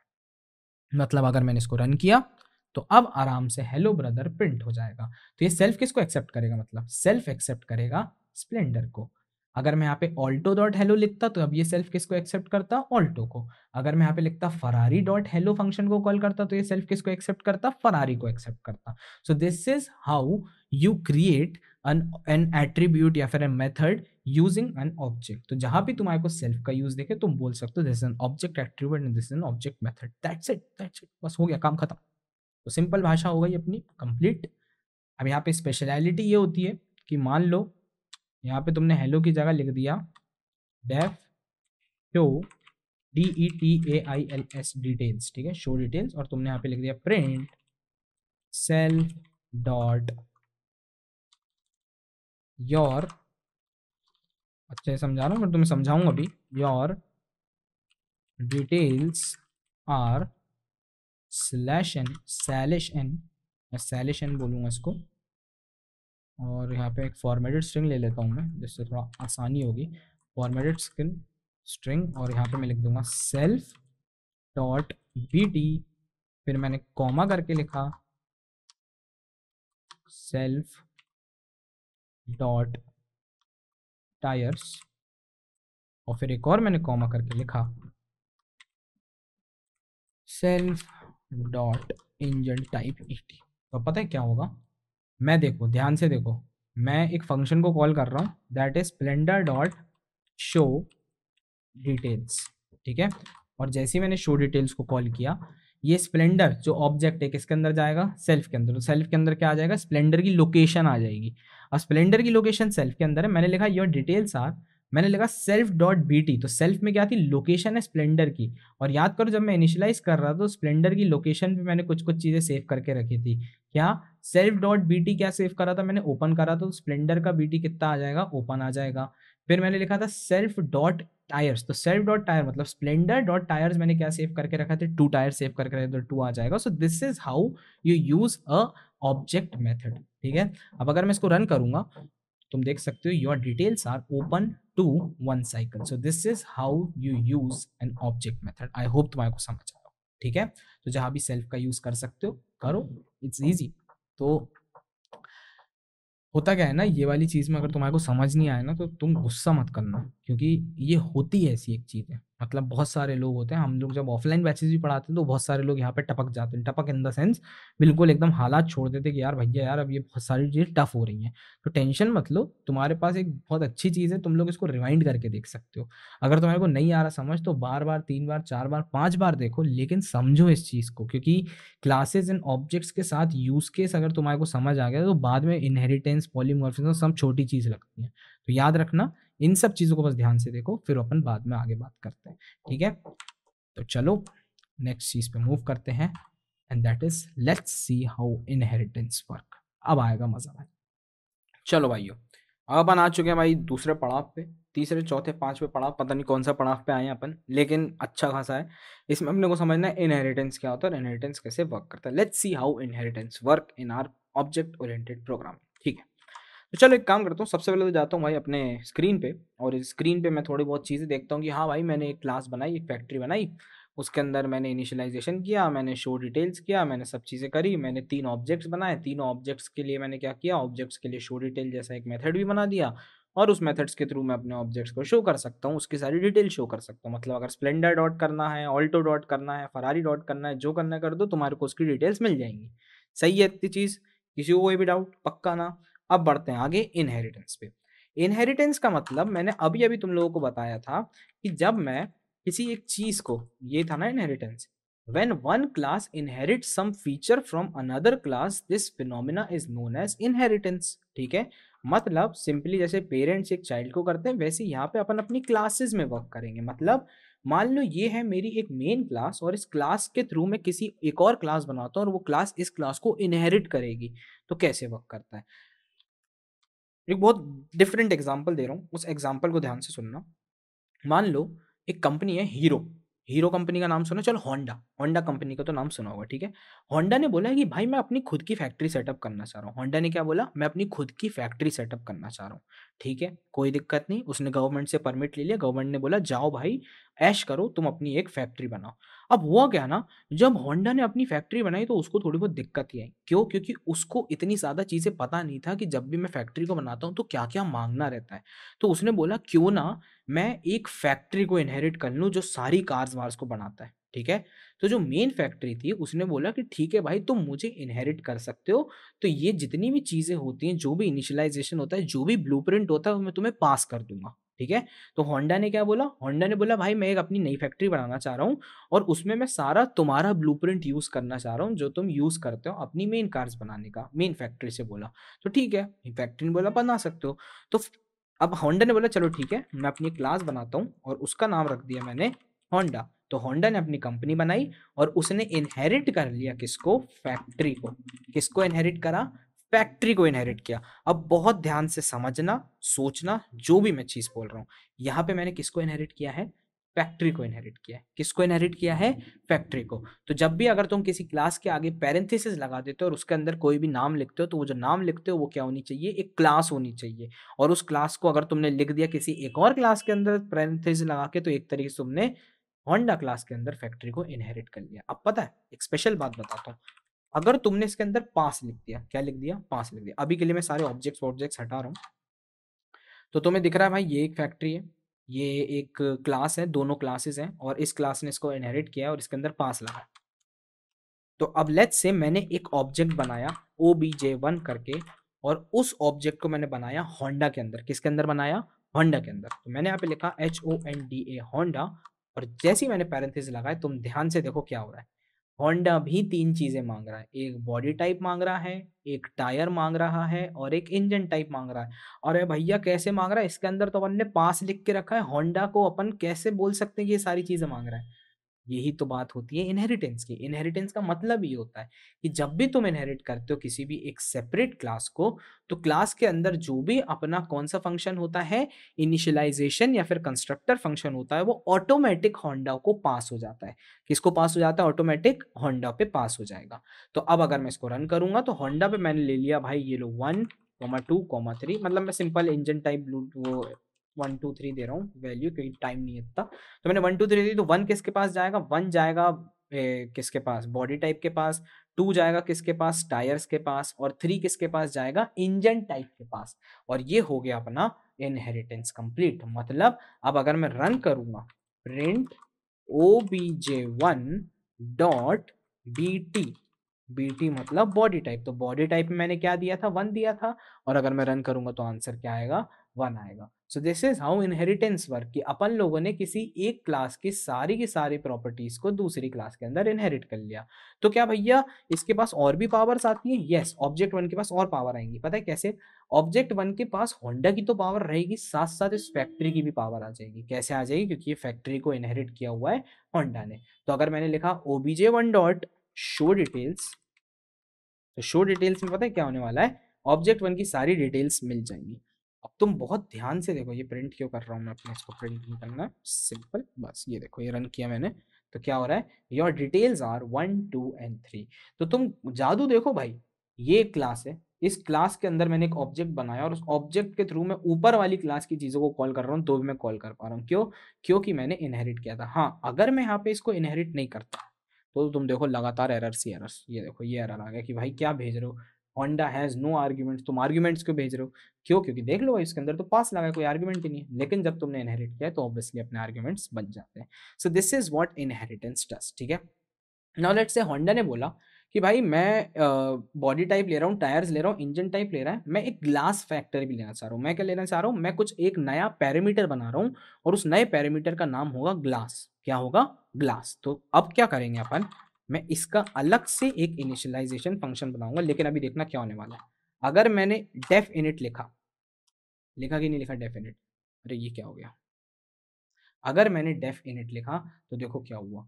सबसे पहले तो इनिशियलाइजेशन में ऑटोमेटिक सामने वाले ले लिया बीटी, मतलब बॉडी टाइप, टायर्स और इंजन टाइप ले लिया, और उसको सुपर ऊपर भेज दिया, सुपर में भेज दिया। अब तुम बोलोगे भैया सुपर क्या होता है? मैं क्लियर समझा रहा हूँ। जब भी मैं किसी चीज को इनहेरिट करता हूँ, उसको मैं बोलता हूँ सब क्लास। क्या बोलता हूँ? सब क्लास। तो ये हो गई जो होंडा है, इसको मैं बोलूंगा अपना SUB सब, CLASS क्लास, और इसको मैं बोलूंगा SUPER सुपर क्लास। ठीक है, तो अब ये है सुपर क्लास, ये है सब क्लास।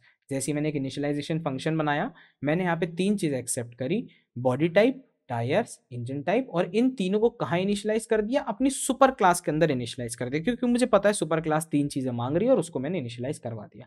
अब होता क्या है ना, लेट्स से मेरे को एक चौथी चीज बनानी है, तो चौथी चीज के लिए मैं पता क्या कर सकता हूँ? इंजन टाइप के बाद कॉमा में लिख सकता हूँ GLASS क्लास। ठीक है, और अब ये देखो, ये ग्लास को मैं ऊपर नहीं भेज सकता। क्यों? क्योंकि जो मेरी सुपर क्लास है वो तो सिर्फ तीन चीजें एक्सेप्ट कर रही है। अब तुमने अगर चौथी चीज बना दी, अब वो चौथी चीज तुम खुद हैंडल करो। तो यहाँ पे मैं लिख दूंगा self dot glass is equals to glass. हो गया अपना काम। So this is how you accept more things. I hope तुम्हारे को ये चीज समझ आ रही हो। अब अगर मैं बात करूं ऑब्जेक्ट वन की, तो ऑब्जेक्ट वन को मेरे को एक और चीज देनी पड़ेगी, दैट इज कॉमा 4 करना पड़ेगा। क्यों? क्योंकि अब मैं ऑब्जेक्ट 1 कहाँ क्रिएट कर रहा हूँ? होंडा के अंदर। तो होंडा के अंदर मेरे को 1 2 3 4 इसलिए भेजना है क्योंकि 1 2 3 4 4 पैरामीटर्स हैं, 4 आर्गुमेंट्स भेजने पड़ेंगे। अब होगा क्या? 1 2 3 ये जो 3 चीजें ये कहाँ इनिशियलाइज होंगी? अपनी मेन फैक्ट्री के अंदर इनिशियलाइज होंगी। क्यों? क्योंकि तुम देख सकते हो super dot init BT tyres और ईटी। लेकिन जब मैं ग्लास की बात करूं तो ग्लास कहाँ इनिशियलाइज होगा? ग्लास अपने होंडा के अंदर इनिशियलाइज हो जाएगा। सिंपल भाषा में समझा रहा हूं, वापस से एक बार रिमाइंड करो इनहेरिटेंस कैसे वर्क करता है, क्योंकि मैं जानता हूं बहुत सारे लोगों को नहीं आया होगा समझ। तो प्लीज रिवाइंड करो तभी समझ आएगा। भाई जब मैं अपने समय पे पढ़ता था ये सब चीजें मुझे बहुत टफ लगती थी और मैंने कम से कम 10-10 बार एक चीज को समझा तब कहीं जाके समझ आया। ठीक है, तो प्लीज इसको रिवाइंड करके देखना। तो हाल फिलहाल मैंने बता दिया है कि क्या होता है इनहेरिटेंस। अब इनहेरिटेंस में भी थोड़ा बहुत टाइप्स होते हैं। टाइप्स कैसे होते हैं? कहाँ गया मेरा? लेट्स हाँ, सी हाउ इनहेरिटेंस वर्क। अब एक होता है multiple inheritance and multi level inheritance. ठीक है ना, मल्टीपल इनहेरिटेंस कुछ नहीं होता। मल्टीपल इनहेरिटेंस का मतलब मान लो यहाँ पे एक और क्लास बन गया। ठीक है, इधर पे इसके ऊपर क्लास फैक्ट्री 2। फैक्ट्री 2 अपनी बिल्कुल अलग चलती है, फैक्ट्री 1 से कोई रिलेशन नहीं उसका। मैंने यहाँ पे लिख दिया डेफ इनिट और इसके अंदर मैंने कुछ नहीं मांगा, बस मैंने यहाँ पे लिख दिया क्या? Print hello. अब मल्टीपल इनहेरिटेंस का मतलब ये रहता है मैंने होंडा के अंदर फैक्ट्री को तो इनहेरिट किया, साथ साथ किसको इनहेरिट कर लिया? फैक्ट्री 2 को भी इनहेरिट कर लिया। तो this is known as multiple inheritance, जब मैं दो क्लासेस को इनहेरिट करता हूं किसी एक सिंगल क्लास के अंदर। अब इसके अंदर होने क्या वाला है ना, अगर मैं बात करूं कि मैं किसका इनिशियलाइजेशन फंक्शन लूंगा, देखो भैया दो दो इनिशियलाइजेशन फंक्शन है, एक फैक्ट्री 1 का है और एक फैक्ट्री 2 का इनिशियलाइजेशन फंक्शन है। मैंने होंडा में दोनों को करके रखा है, तो किसका इनिशियलाइजेशन फंक्शन फॉलो करूंगा? ऑब्वियसली अपन ने जिसको पहले इनहेरिट किया है। मैंने पहली फैक्ट्री को करा है तो मैं उसी का इनिशियलाइजेशन फंक्शन रन करूंगा।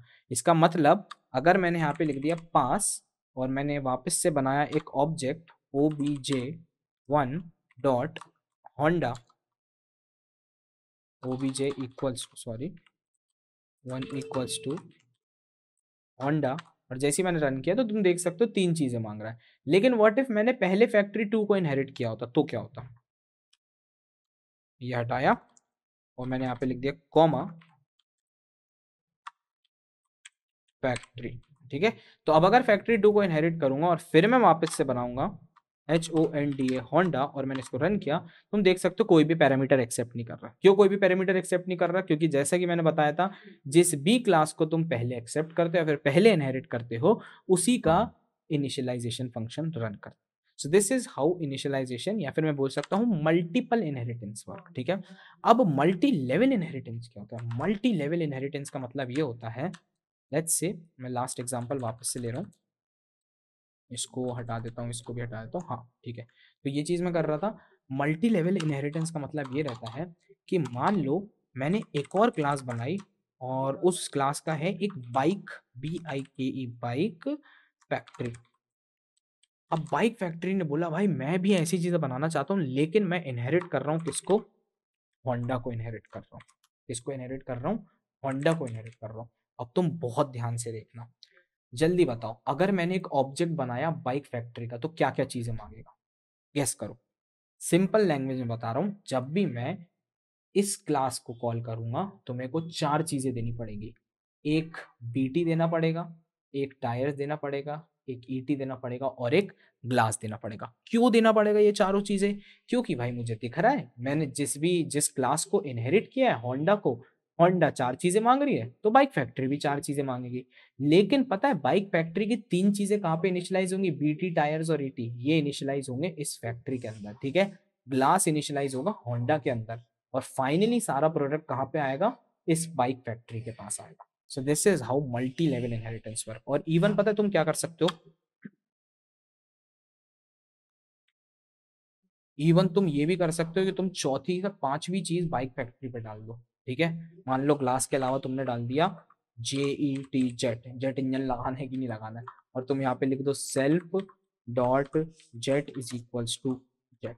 यहाँ पे तो बिल्कुल ही तुम कंफ्यूज हो गए हो, बिल्कुल आउट हो गए होगे। टेंशन मत लो, रिपीट करके देखो तुम्हें समझ आएगा। तो इसको अपन बोलते हैं मल्टी लेवल इनहेरिटेंस। ठीक है, अब बाइक फैक्ट्री किसको इनहेरिट कर रही है? होंडा को इनहेरिट कर रही है। होंडा किसको इनहेरिट कर रही है? फैक्ट्री को इनहेरिट कर रही है। और सब अपनी अपनी एक एक चीज एक्स्ट्रा जोड़ते जा रहे हैं और इनहेरिटेंस ऐसे वर्क करता जा रहा है। तो this is what basic inheritance means. I hope तुम्हारे को समझ आया, ठीक है। रिवाइंड करना ही पड़ेगा भाई, ऐसे नहीं हो पाएगा, टफ होती हैं चीज़ें, मुझे ही पता है, मैंने भी यही सब झेला था भाई जब मैं पढ़ता था। लेकिन जब एक बार समझ आ जाता है ना तभी होता है। और एक और चीज़ बताऊँ, समझ का क्या है भाई, प्रैक्टिस करोगे तो ही आएगा। मैं खुद से बता रहा हूँ, ऊप्स की जब भी मुझे प्रैक्टिस करनी होती थी, मैं खुद ही कुछ ऐसे रैंडम सिनेरियोज बनाता हूँ, रैंडम सिनेरियोज पे वर्क करने लगता था, तो ऑटोमेटिक सारी चीज़ें होने लगती थी। सो this is how things work.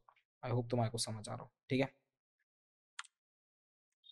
तो अपन को समझ आ गया इनहेरिटेंस कैसे वर्क करते हैं। अब अपन बात करते हैं पॉलीमॉर्फिज्म के बारे में। पॉलीमॉर्फिज्म बहुत अच्छी चीज़ है और थोड़ा इजी भी है, इसको समझना आसान रहेगा। पॉलीमॉर्फिज्म के लिए सबसे बेस्ट चीज़ मैं समझा सकता हूँ, किसी एक मेथड दो दो टास्क परफॉर्म कर रहा है, दैट इज पॉलीमॉर्फिक बिहेवियर। मतलब लेट्स से इन सब चीज़ों को मैं हटाता हूँ, हटा नहीं रहा हूँ, तुम लोगों को बुरा लगता होगा इतना सारा कोड लिखा, भैया क्यों हटा रहे हो, इसको मैं कर दे रहा हूँ कमेंट आउट, ठीक है। क्लास होंडा, होंडा नहीं, क्लास लेट्स से फैक्ट्री, इस बार फैक्ट्री नहीं, इस बार मैं एक काम करता हूँ, पर्सन्स को लेके जाता हूँ, ठीक है। क्लास एनिमल, ANIMAL एनिमल, और सी हमेशा कैपिटल नहीं लिखना, स्मॉल लिखना, याद रखना इसको, दिक्कत गलती से भी लिख दिए तो दिक्कत हो जाएगी। क्या हो गया इसको, क्लास एनिमल, और इस क्लास एनिमल के अंदर मैंने लिखा डेफ इनिट, और एनिमल का मैं सिर्फ नेम पूछना चाहता हूँ, मैंने कॉमा करके लिख दिया नेम, और मैंने यहाँ पे लिख दिया self dot name is equals to NAME name, ठीक है। और मैंने यहाँ पे बनाया एक क्लास ह्यूमन, और ह्यूमन के अंदर भी मैंने यही सेम चीज़ करी, ठीक है। ह्यूमन के अंदर मैंने लिखा डेफ इनिट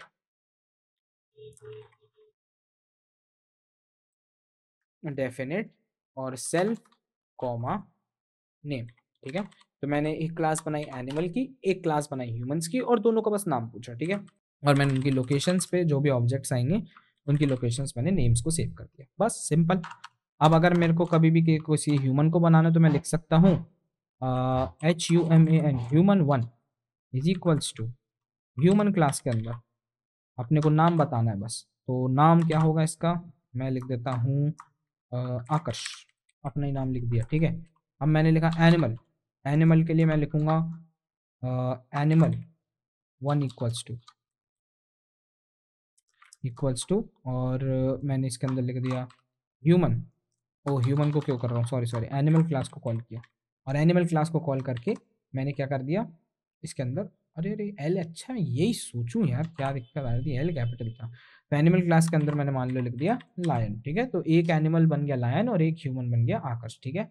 अब होता क्या है ना, जब भी मेरे को किसी भी चीज़ को शो करना होता है तो मैं एक फंक्शन बनाता हूँ डेफ शो, और उस डेफ शो फंक्शन के अंदर मैं लेता हूँ एक सेल्फ आर्ग्यूमेंट, ये बन गया मेरा ऑब्जेक्ट मेथड, और मैंने यहाँ पे कर दिया प्रिंट सेल्फ डॉट नेम, ठीक है। और मैं यहाँ पे इसको ना इस फंक्शन का नाम ही मैं लिख देता हूँ शो नेम, ठीक है। और same to same function ditto copy function मैंने किसके अंदर बनाया, इसके अंदर ह्यूमन क्लास के अंदर। अब होने क्या वाला है, तुम ध्यान से देखो, मेरे पास दो फंक्शंस हैं और दोनों के दोनों फंक्शंस का नाम बिल्कुल सेम है कि नहीं है, बिल्कुल सेम।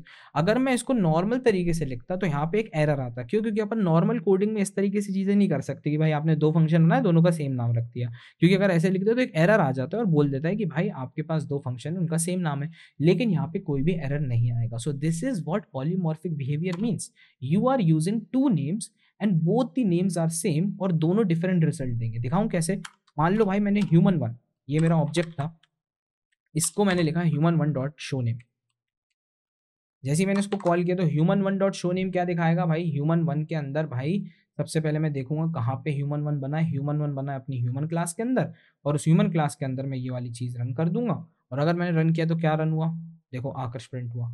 लेकिन अगर मैंने यहाँ पे लिखा ANIML animal 1 dot show name, अगर मैंने रन किया तो अब क्या होने वाला है, यहाँ प्रिंट होगा, अरे वाह प्रिंट की जगह मैंने हटा ही दिया, प्रिंट होगा लायन, देख सकते हो पहले आकाश प्रिंट हुआ फिर लायन प्रिंट हुआ, साला मैं तो सेम चीज यूज कर रहा हूँ लेकिन अलग अलग चीजें प्रिंट हो रही है, तो ये हुआ क्या, पॉलीमॉर्फिक बिहेवियर। अब होता क्या है ना, इसमें थोड़ी सी दिक्कत होती है, मान लो मैंने इस चीज को हटा दिया, लो हटाया, और सिर्फ एक शो नेम रखा, क्या होगा, जल्दी बताओ। और यहाँ पे मैंने लिख दिया ह्यूमन के अंदर एनिमल को इनहेरिट कर दिया। तो अब क्या होगा, अब कौन सा शो नेम रन होगा। अब यहाँ पे तुम एक चीज समझ लो, इसको अपन बोलते हैं मेथड ओवरराइडिंग। क्या कहते हैं इसको, मेथड ओवरराइडिंग। जब अपने पास दो डिफरेंट डिफरेंट मेथड्स होते हैं और अपन क्या करते हैं, अपन किसी एक क्लास को दूसरी क्लास में इनहेरिट करते हैं और अपन लोगों ने शो नेम वाले फंक्शन को कॉल किया, तो पता है कौन सा शो नेम वाला फंक्शन कॉल होगा, ये वाला कॉल होगा जब अपन ह्यूमन क्लास के थ्रू कॉल करेंगे, ये वाला कॉल होगा जब अपन एनिमल क्लास के थ्रू कॉल करेंगे। अभी तुम्हारे को एकदम से नहीं आया होगा समझ, मैं तुम्हारे को फिर से एक बार सिंपल भाषा में समझाऊं, ठीक है। अगर मैं एक ऑब्जेक्ट क्रिएट करता हूँ ह्यूमन करता हूँ ह्यूमन का, और ह्यूमन में मैंने नेम बोल दिया आकाश, बहुत दिक्कत की ये बात है कि जब भी मैं ह्यूमन को कॉल करता हूँ तो ये ऑब्जेक्ट के पास ना दो पावर्स हैं। ऑब्जेक्ट के पास क्या क्या पावर्स हैं, ऑब्जेक्ट के पास इस ह्यूमन क्लास के अंदर जो भी मेथड्स और एट्रीब्यूट्स हैं उन सबको तो वो कॉल कर ही सकता है, लेकिन ये ऑब्जेक्ट पता है इनको भी कॉल कर सकता है, एनिमल के अंदर की सारी चीजों को भी कॉल कर सकता है, तो इसके पास डबल पावर हो गई। लेकिन उसने देखा कि भाई ऊपर एक जो एनिमल क्लास है उसमें भी सेम टू सेम फंक्शन बना है और ह्यूमन क्लास के अंदर भी सेम टू सेम फंक्शन बना है, अब किसको कॉल करूं, अब किससे रन करूं। तो इस जगह पे मैं क्या यूज करता हूं, मेथड ओवरराइडिंग का। याद रखना जिस भी क्लास में इनिशियलाइज होता है उसकी प्रायोरिटी फर्स्ट होती है, मतलब इस फंक्शन की प्रायोरिटी फर्स्ट होगी और इस फंक्शन की प्रायोरिटी सेकंड होगी। तो अगर यहाँ पे मैं रन करूंगा obj1 डॉट शो नेम, और डिफरेंशिएट करने के लिए मैं यहाँ पे कुछ एक ऐसी चीज लिख देता हूँ जिससे तुम्हारे को समझ आ जाए कि ये this is different, this is different, ठीक है। तो अब अगर मैंने इसको रन किया तो कौन सा वन रन होगा, नीचे वाला रन होगा, नीचे वाला इसे रन होगा क्योंकि ये ह्यूमन क्लास के अंदर का। अगर मैं कोई सी चीज बनाता एनिमल क्लास के अंदर तो इसको रन कर सकता था। तुम बोल रहे थे भैया ये तो पहले भी हो रहा था, पहले भी हो रहा था, लेकिन यहाँ पे बस एक चीज समझो कि ये ना ऑब्जेक्ट वन इसके पास दोनों का एक्सेस है। दोनों का एक्सेस ऐसे है कि यहाँ पे अगर मैं यहाँ पे ये लिख दूंगा ना, मान लो SUPER super dot show name, तब वो पता है क्या करेगा, वो ऊपर वाले शो नेम को कॉल कर देगा पहले और फिर इस चीज को प्रिंट करेगा। क्यों, क्योंकि सुपर क्लास इसकी कौन सी थी, एनिमल थी, ये ह्यूमन थी अपनी सब क्लास, इसने इनहेरिट किया था एनिमल को, तो एनिमल क्या हो गई मेरी सुपर क्लास, सुपर क्लास का भी शो नेम रन कर दिया और साथ साथ अपना शो नेम भी रन हो जाएगा।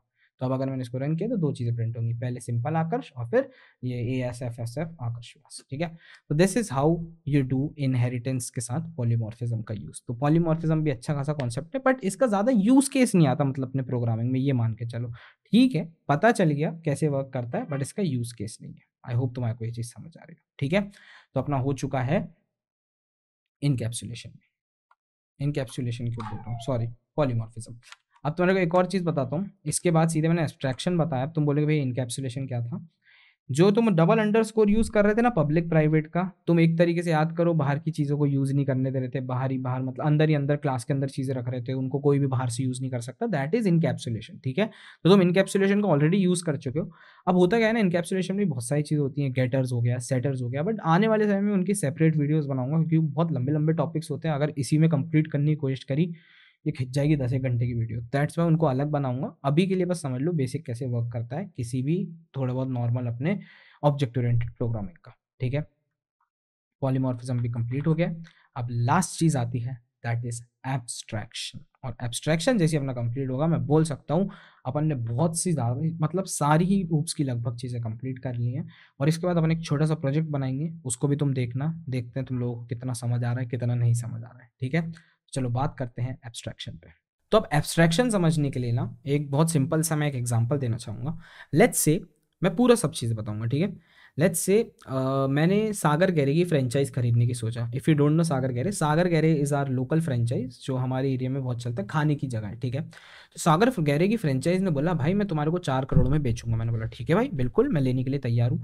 4 करोड़ में मैंने फ्रेंचाइज ली तो उन्होंने कुछ साइन करवाया। मैंने बोला ये साइन क्या करवा रहे हो, उन्होंने बोला भाई यहाँ पे कुछ नॉर्म्स है जो तुम्हें फॉलो करने पड़ेंगे। मैंने बोला कैसे नॉर्म्स, उन्होंने बोला जहाँ पे भी तुम खोलना चाह रहे हो खोल लो, लेकिन एक शर्त है तुम्हारे को कलर थीम सेम रखनी पड़ेगी। कलर थीम मतलब, मैंने बोला कैसी कलर थीम, उसने बोला जैसा कलर हम लोग लगाते हैं हर अपनी फ्रेंचाइज में वैसे ही तुम्हें सेम यूज करना पड़ेगा।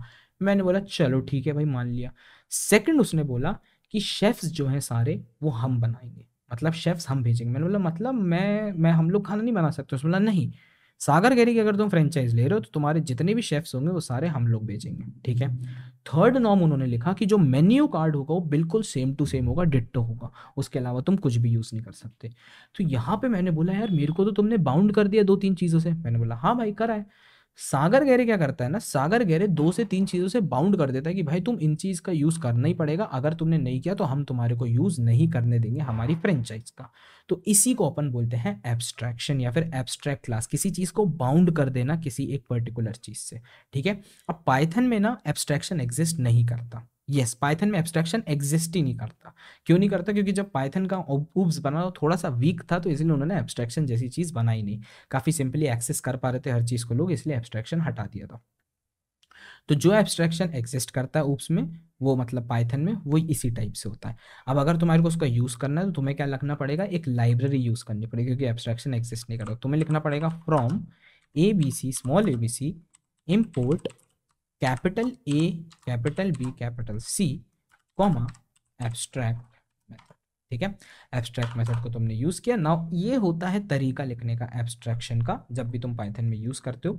अब होता क्या है ना, जब भी तुम्हारे को यूज करना है तुम्हें लिखना पड़ेगा सबसे पहले एक क्लास, और क्लास लिख देता हूँ। लेट्स से मैं एक एग्जांपल बना रहा हूँ शेप, ठीक है। क्लास शेप के अंदर मैंने लिखा @ एब्स्ट्रैक्ट मेथड। अभी तुम सोच रहे हो क्या है ये सब, आई will explain you everything, don't worry. @ Abstract method, और मैंने यहाँ पे लिखा डेफ एरिया, ठीक है। मत टेंशन करो, आएगा समझ। मैंने यहाँ पे लिखा वापस से, अरे @ एब्स्ट्रैक्ट मेथड, और उसके बाद मैंने लिख दिया यहाँ पे डेफ PERIMETER। अगर पैरामीटर की मेरी स्पेलिंग गलत हो प्लीज़ मेरे को कुछ बोलना मत, मेरे को माफ़ी दे देना, ठीक है। मैंने यहाँ पे लिख दिया पास। और अब फाइनली जब मैंने क्या करा, मैंने एक क्लास बनाने की कोशिश करी। लेट्स से मैंने बोला मैं बना रहा हूँ क्लास सर्कल, CIRCLE, और सर्कल के अंदर मैंने इनहेरिट कर लिया शेप को। किसको इनहेरिट कर लिया? शेप को इनहेरिट कर लिया। अरे भाई क्यों बार बार टच हो रहा है शेप को। और अब मैंने करा डेफ इनिट, और उसके अंदर मेरे को ये सब यूज़ करने की ज़रूरत नहीं है। मेरे को सिर्फ क्या मांगना है, RADIUS रेडियस, और रेडियस को मांग के मैंने लिख दिया self dot radius equals to radius, ठीक है। Self dot radius equals to radius लिख दिया। और फाइनली मेरे को करना क्या था, मैंने लेट्स से इसको रन कर दिया, क्योंकि मेरा कंप्लीट हो चुका है ना, प्रोग्राम तो कंप्लीट हो गया। लेट्स से मेरे को एक ऐसी सर्कल बनाना है, CIR1 इक्वल्स टू, मैं सर्कल के अंदर बनाऊंगा, और यहाँ पे मैं लिख दूंगा क्या, मेरे को रेडियस देना है, तो रेडियस में कुछ भी दे सकता हूँ, 12 दे दिया। अब यहाँ पे एक एरर आएगा, पूछो क्या, देखो एरर नहीं आया। वाओ, अपन लोगों ने सर्कल के अंदर शेप को इनहेरिट किया है ना। I am really sorry, error इसलिए नहीं आया क्योंकि जो तुमने शेप बनाई थी क्लास, इसको तुमको अगर एक एब्स्ट्रैक्ट क्लास बनाना है तुम्हारे को इसमें भी एक चीज़ लेनी पड़ेगी ABC करके, ठीक है। तो अब ये जो शेप है ये बन चुकी है एक एब्स्ट्रैक्ट क्लास, और ये जो सर्कल है ये क्या बन चुका है, एक तरीके से एक नॉर्मल क्लास। और इस नॉर्मल क्लास ने एक एब्स्ट्रैक्ट क्लास को क्या करके रखा हुआ है, इनहेरिट करके रखा है। अब एक अगर तुम एब्स्ट्रैक्ट क्लास को इनहेरिट करते हो, इसको रन करते हो, तो तुम्हारे पास एरर आएगा। एरर ये आएगा, कांट इंस्टेंशिएट एब्स्ट्रैक्ट क्लास, तुम इस क्लास को इंस्टेंशिएट नहीं कर सकते without an implementation of abstract method area and parameter.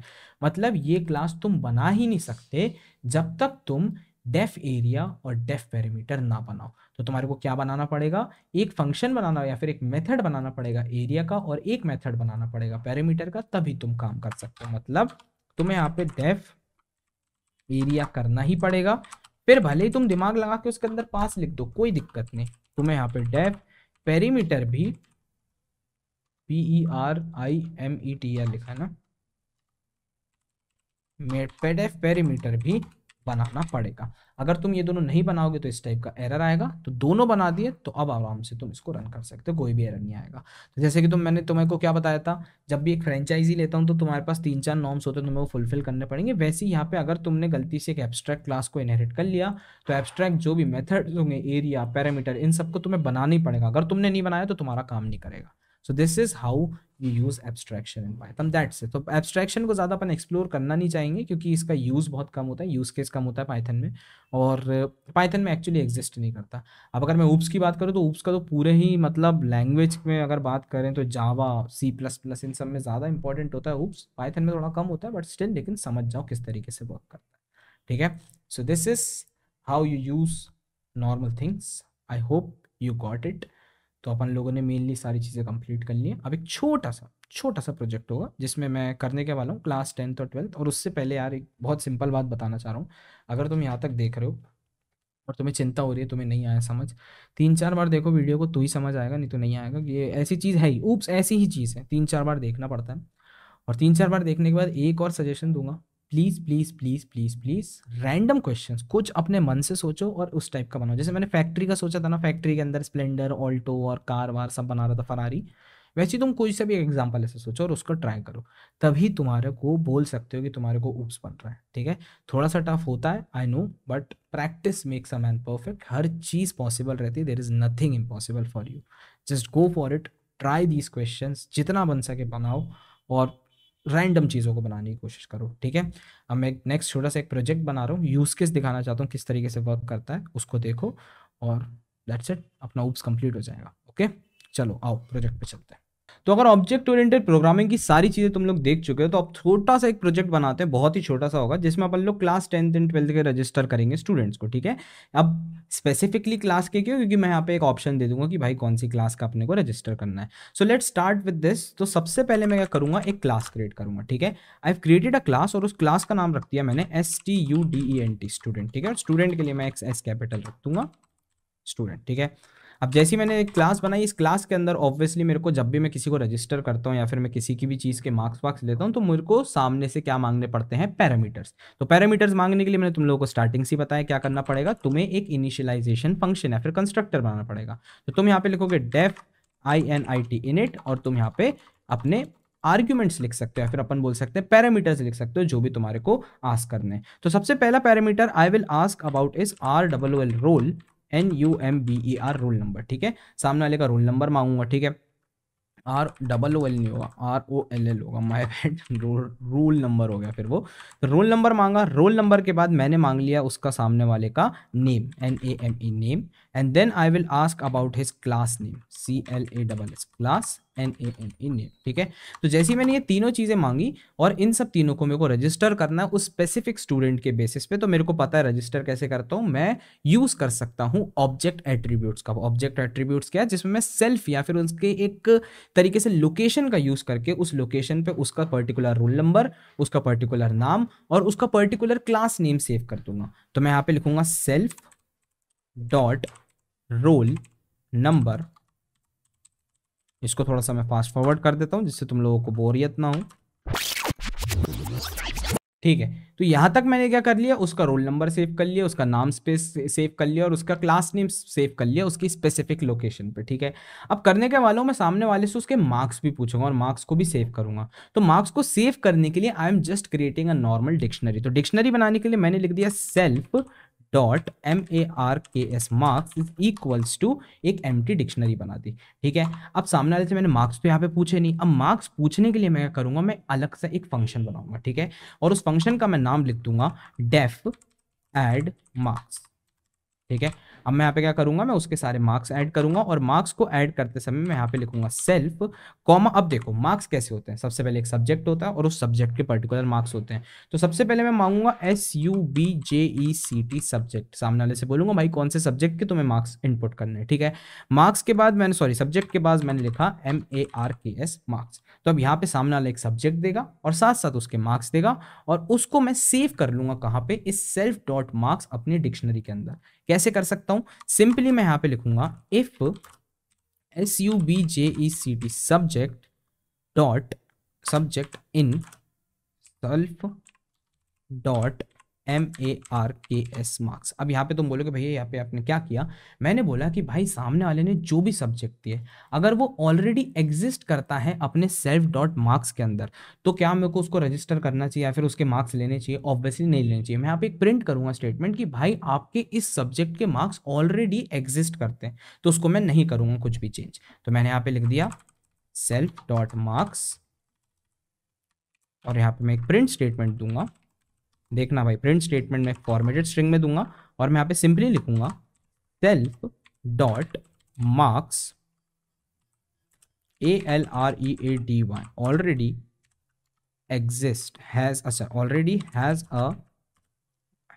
Has marks of particular that subject. जो भी सब्जेक्ट का वो रजिस्टर कर रहा है तो मैं यहाँ पे लिख दूंगा SUBJECT सब्जेक्ट। ठीक है, तो मैंने सिंपली बोला कि भाई अगर आप जैसे आपने पहले ही मैथ्स के नंबर दे दिए और फिर से आप मैथ्स के नंबर इनपुट कर रहे हो तो मैं यहाँ पे बोल दूंगा सॉरी भाई, मैथ्स के नंबर आपके ऑलरेडी एग्जिस्ट करते हैं।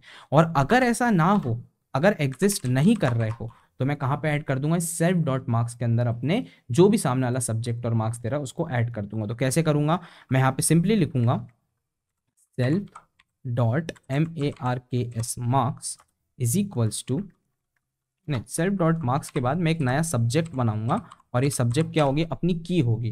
Now what is this subject की, क्योंकि देखो सेल्फ डॉट मार्क्स एक डिक्शनरी है और डिक्शनरी के अंदर अपन हमेशा कीज एंड वैल्यूज का पेयर लेके चलते हैं। तो मैंने एक की बनाई और उसमें मैंने क्या इनपुट कर दिए सामने वाले के MARKS मार्क्स, दैट्स इट। तो जैसे ही मैंने अपने सेल्फ डॉट मार्क्स को इनपुट किया, मेरा फर्स्ट स्टेप कंप्लीट हो चुका है। सिंपली मैंने क्या किया, एक सब्जेक्ट की बनाई और उस की के सामने उसके मार्क्स ले दिए। और अगर सामने वाले ने ऑलरेडी एग्जिस्टिंग मार्क्स बता दिए किसी एक सब्जेक्ट के तो मैं बोल दूंगा भाई सॉरी, ये वाला सब्जेक्ट ऑलरेडी एग्जिस्ट करता है। तो अपना फर्स्ट स्टेप कंप्लीट हो गया है, जिसमें मैंने सामने वाले से उसका रोल नंबर भी पूछ लिया है, उसका नेम भी पूछ लिया, उसका क्लास नेम भी पूछ लिया है।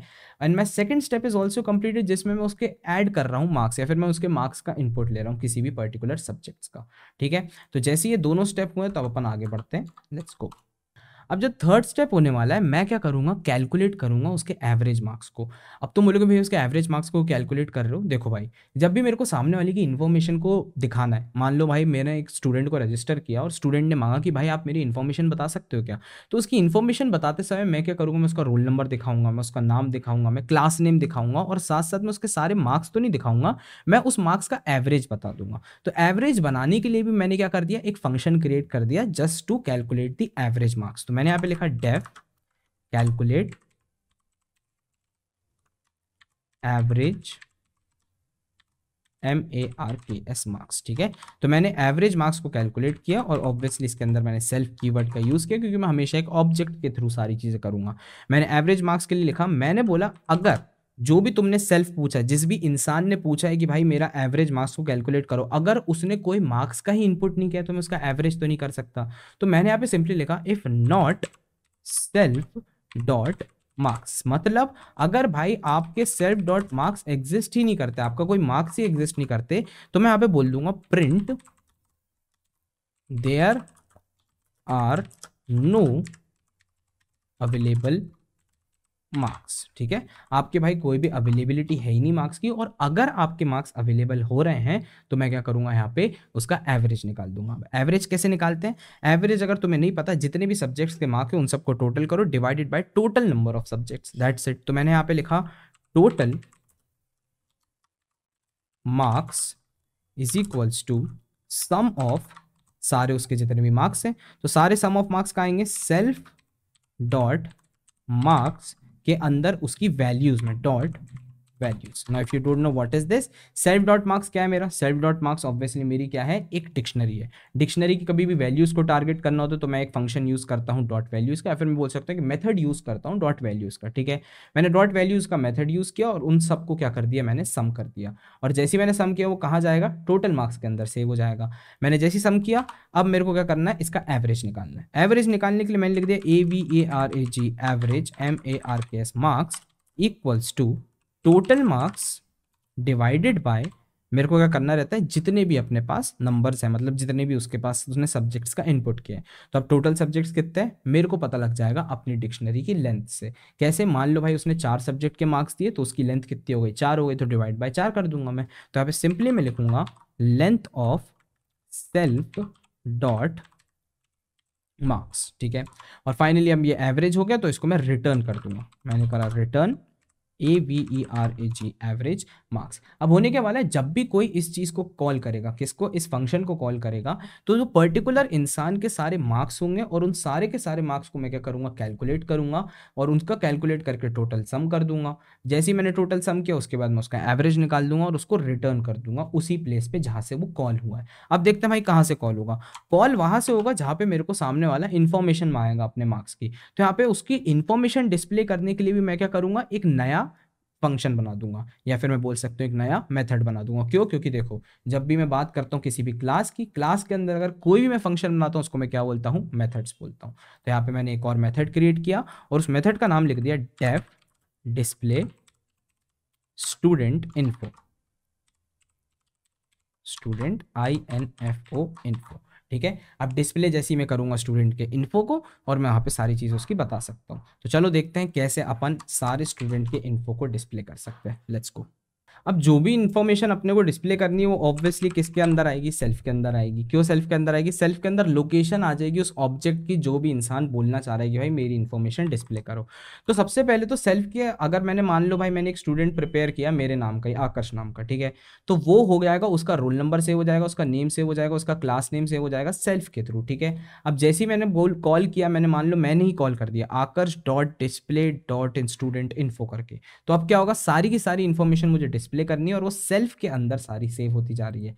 अब उसको करने के लिए मेरे को बस क्या लगाना है, प्रिंट स्टेटमेंट्स लगाने हैं। मैंने लिखा प्रिंट, और यहाँ पे अब थोड़ा सा फास्ट फॉरवर्ड हो जाएगा क्योंकि मेरे को सीधे सीधे roll number, name, class name और इन सब चीज़ों को पहले प्रिंट करना है और फिर एवरेज मार्क्स को भी प्रिंट करना है। तो जल्दी से देखो, तुम्हारे सामने एकदम से एक फास्ट फॉरवर्ड शुरू होगा और उसमें सारी चीज़ें लिख दूंगा। अब जैसे कि तुम देख सकते हो मैंने जल्दी से सारी चीज़ें लिख दी, जिसमें मेरे को सामने वाले का रोल नंबर भी बता दिया, नेम्स भी बता दिया, उसका उसका क्लास बता दिया, क्लास में कौन सी, उसके मार्क्स बता दिए, और फाइनली उसके जब मार्क्स भी बताए तो उसके बाद से उसका एवरेज मार्क्स भी बता दिए कि कितना उसका एवरेज चल रहा है। और अब फाइनली मैं क्रिएट करूँगा कुछ स्टूडेंट्स को, जैसे कि तुम देख सकते हो। फर्स्ट ऑफ ऑल लेट से मेरे को एक स्टूडेंट 1 क्रिएट करना है, तो मैंने लिख दिया STUDENT स्टूडेंट 1। ठीक है, स्टूडेंट 1 इज इक्वल्स टू, मैं अपनी कौन सी क्लास को कॉल करूंगा, जो मैंने मेन क्लास बनाई है स्टूडेंट क्लास। और स्टूडेंट क्लास को कॉल करने में देखो सामने वाला क्या पूछ रहा है, सबसे पहले एक रोल नंबर पूछ रहा है, फिर एक नाम पूछ रहा है और एक क्लास नेम पूछ रहा है। सो लेट्स से मैंने रोल नंबर बता दिया, मेरा है 28। ठीक है, रैंडम रोल नंबर मैंने दे दिया। और रोल नंबर के बाद मैंने दूसरी चीज जो बताई दैट इज माय नेम, और नेम बता दिया मैंने AKARSH आकर्ष। ठीक है, देन फाइनली जो लास्ट चीज थी, लास्ट चीज क्लास, तो मैंने क्लास बता दी 10। कितनी बता दी? 10th मैंने क्लास बता दी। और ऑब्वियसली इसको एक स्ट्रिंग में बनाऊंगा क्योंकि TH का भी यूज हो रहा है। और ये हो गया मेरा पहला स्टूडेंट रजिस्टर। ठीक है, नाउ लेट्स से मेरे को दूसरा स्टूडेंट रजिस्टर करना है। मैंने लिखा student 2 is equals to STUDENT student. वापस से मैंने उसकी अब एज सॉरी रोल नंबर बताया, मान लो इसका रोल नंबर है 13। एंड देन फाइनली मैंने उसके बारे में बताया कि भाई उसका नाम है लेट्स से SARTHA के सार्थक। एंड देन फाइनली मैंने उसका क्या बता दिया, कौन सी क्लास में वो, तो सार्थक भाई अपने 12th क्लास में, लेट्स से दिखते भी वो 12th क्लास जैसे ही हैं। और फाइनली जब मैंने ये सारी चीज़ें करी तो अब ये देखो मैंने 2 स्टूडेंट को रजिस्टर कर दिया, और इन 2 स्टूडेंट को रजिस्टर किया उसके रोल नंबर, उसके नेम और उसकी क्लास नेम के बेसिस पे। ठीक है, अभी अगर मैं रन करूंगा तो कुछ भी नहीं होगा। क्यों नहीं होगा कुछ? क्योंकि भाई मैंने देखो कोई भी ऐसा फंक्शन कॉल नहीं किया है जिसमें मैं अपनी चीज़ों को डिस्प्ले कर सकूं। ठीक है, तो फाइनली जैसे मैंने इसको रन किया तो ये 2 स्टूडेंट रजिस्टर होंगे, बट इस रजिस्ट्रेशन के साथ मुझे क्या करना है, मेरे को कुछ मार्क्स को ऐड करना है कि भाई मैंने कौन से सब्जेक्ट में कितने मार्क्स गेन करे। तो लेट्स से कि अपन मार्क्स को ऐड करना चाहते हैं स्टूडेंट 1 के अकाउंट में। स्टूडेंट 1 कौन है? आकर्ष है। क्यों? क्योंकि तुम देख सकते हो स्टूडेंट 1 में मैंने किसको रजिस्टर किया है, आकर्ष को रजिस्टर किया, और वो कौन सी क्लास में, 10th क्लास में। तो चलो अब इसके थोड़े बहुत मार्क्स ऐड करते हैं। मैंने यहाँ पे सिंपली लिखा स्टूडेंट 1 डॉट एड मार्क्स। अब तुम बोलोगे भैया सीधे आपने स्टूडेंट 1 कैसे लिखा? देखो इस जगह पे 29th लाइन को अगर तुम देखोगे तो स्टूडेंट 1 क्या बन चुका है, एक ऑब्जेक्ट बन चुका है अपनी इस मेन क्लास का। ठीक है, और ऑब्जेक्ट के पास भी सारी की सारी पावर्स आ जाती हैं जो अपनी क्लास के पास होती है। अब देखो ये क्लास के अंदर एक मेथड है दैट इज एड मार्क्स करके, है कि नहीं है मेथड?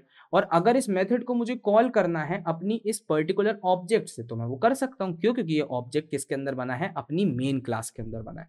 तो मैंने लिखा स्टूडेंट 1 डॉट एड मार्क्स, और अब एड मार्क्स में मुझे क्या करना है, किसी एक पर्टिकुलर सब्जेक्ट के मार्क्स ऐड करने हैं। कैसे कर सकता हूं? सबसे पहले मुझे बताना है सब्जेक्ट, और सब्जेक्ट के बाद बताना है मुझे मार्क्स। तो अब सब्जेक्ट कैसे बताऊंगा? लेट्स से भाई मैंने बोल दिया मेरे आए थे इंग्लिश में, ENGLISH इंग्लिश, और साथ साथ मैंने अपने मार्क्स बताए, मेरे इंग्लिश में मार्क्स थे 100 में से। तो भाई मेरे इंग्लिश के मार्क्स तो ऐड हो चुके हैं 80, और फाइनली मैं एक और सब्जेक्ट है, मान लो भाई साइंस, साइंस में मेरे हमेशा मार्क्स कम आए हैं, उसको भी ऐड कर देता हूँ।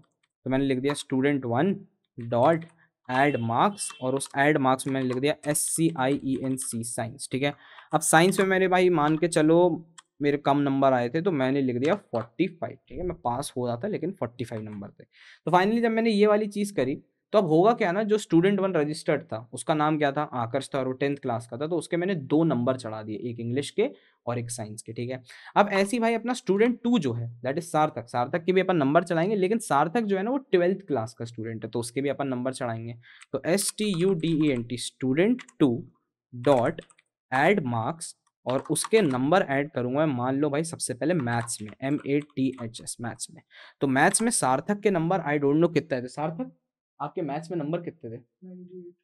सार्थक के 100 में से 98 थे, मुझे लग रहा है झूठ बोल रहा है, लेकिन चलो अब अगर ठीक है बोल रहा है मार्कशीट दिखा देना। तो सार्थक के मैथ्स में थे 98 नंबर, और जो दूसरा सब्जेक्ट है दैट इज साइंस, तो साइंस में भी मैं क्या करूंगा, student2 को सबसे पहले कॉल करूंगा, क्योंकि student2 कौन है, सार्थक, और उसके साइंस के मार्क्स को मुझे ऐड करना है। तो मैंने लिखा यहाँ पे ऐड मार्क्स, सबसे पहले मेरे को सब्जेक्ट बताना है, सब्जेक्ट बता दिया मैंने SCIENC साइंस, और उसके नंबर, साइंस में कितने थे, साइंस में 55 थे 100 में से, वेरी गुड। मैथ्स में काफ़ी अच्छा था सार्थक, लेकिन साइंस में थोड़ा वीक था, जैसे मैं भी वीक ही था साइंस में, मेरे भी 45 ही थे। तो फाइनली जब अपन लोगों ने क्या किया, student1 के नंबर चढ़ा दिए इंग्लिश के, साइंस के, और student2 के नंबर चढ़ा दिए मैथ्स और साइंस के, ठीक है। अब होना क्या वाला है ना, मेरे पास 2 स्टूडेंट बन चुके हैं, दोनों स्टूडेंट का नेम भी है, रोल नंबर भी है, उनकी क्लासेस भी हैं, और साथ साथ क्या है, उनके मार्क्स भी हैं उनके पर्टिकुलर सब्जेक्ट के। अब अगर लेट्स से student1 ने बोला कि भाई मेरे को मेरी इन्फॉर्मेशन दिखाओ, तो इन्फॉर्मेशन निकालने के लिए मेरे को कुछ नहीं करना पड़ेगा, मुझे बस इस फंक्शन को कॉल करना है, that is display student info, बस दैट्स इट। तो मैंने student1 को कॉल किया, student1 dot display student info. अब अगर मैं इसको रन करूंगा तो देखो क्या होता है, लेट्स से मैंने इसको रन कर दिया, रन पाइथन फाइल, और तुम जैसा कि देख सकते हो कुछ भी स्टूडेंट का डिस्प्ले नहीं हुआ। व्हाट द फक, वाई ऐसा क्यों हुआ? ओके, हो चुका है, पता नहीं क्यों एकदम से उसमें थोड़ी सी दिक्कत आई थी, मैंने दूसरी बार रन किया तो अपना student1 का डिस्प्ले हो गया। तो देखो इन्फॉर्मेशन मैंने जैसी डिस्प्ले करी, मेरे को रोल नंबर पता चला 28, मेरे को नाम पता चला दैट इज आकर्ष, मेरे को क्लास पता चल गई 10th, मेरे को मार्क्स पता चल गए, इंग्लिश में कितने थे, इसके साइंस में कितने नंबर थे, और साथ साथ उसका एवरेज स्कोर भी बता दिया उसने। सो this is how you calculate something in object oriented programming. मान लो भाई मेरे को student2 के इन्फॉर्मेशन को डिस्प्ले करना है, तो मैंने लिख दिया student2 dot display student info, that's it. अब सार्थक के भी सारी चीज़ें पता चल जाएंगी कि उसका नाम क्या है, वो कौन सी क्लास में पढ़ता है, उसका रोल नंबर क्या है, उसके मार्क्स कितना है, उसका एवरेज क्या है। ये देखो मैंने इसको रन किया, तुम देख सकते हो now we have 2 students, student info roll number 13, name Sarthak, class 12th, उसके सारे मार्क्स, और साथ साथ उसका एवरेज, उसका एवरेज पता नहीं मेरे से ज़्यादा कैसे आ रहा है, अच्छा मैथ्स में 98 नंबर बताए थे उसने, तो बढ़िया है। तो फाइनली तुम्हें को ये एक जिस्ट समझ आ रहा होगा कि किस टाइप के प्रोजेक्ट्स बनाने चाहिए उसमें। होता क्या है ना कि there are many types of things we can make with OOP. ये तो मैंने सिंपली क्या करा है, सिर्फ और सिर्फ स्टूडेंट का रजिस्टर किया है कि भाई उसने नंबर कितने स्कोर किए हैं, उसका रोल नंबर, उसका नेम।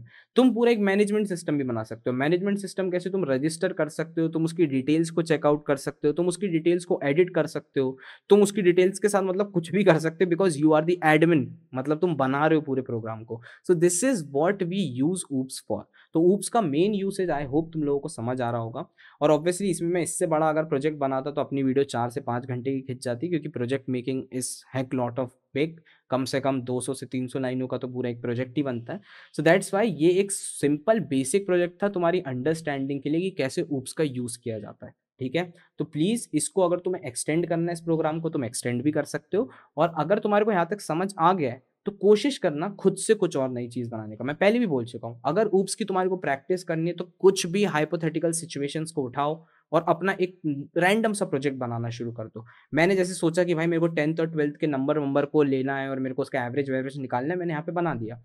तुम लोग क्या सोच सकते हो, तुम लोग कुछ भी सोच लो। जैसे मैंने पिछले वाले में दिखाया था कार फैक्ट्री का, मैंने कार फैक्ट्री बनाई, फिर मैंने टोयोटा की कार फैक्ट्री बनाई, उसके अंदर मैंने रजिस्टर किया कार्स को और डिफरेंट डिफरेंट चीजें करी। So this is how we learn OOPs, इसकी ऐसे ही प्रैक्टिस होती है, ठीक है। तो दैट्स इट। अगर तुम्हारे को ये वाली पूरी चीज़ समझ आ गई हो तो काफ़ी अच्छी बात है। और अगर नहीं भी आई हो तो तुम्हारे पास भाई सोने का घड़ा है, तुम लोग रिवाइंड करके देख सकते हो, तुम पीछे जा सकते हो और कोई भी कॉन्सेप्ट नहीं समझ आ रहा हो वापस से आके तुम उसको चेकआउट कर सकते हो।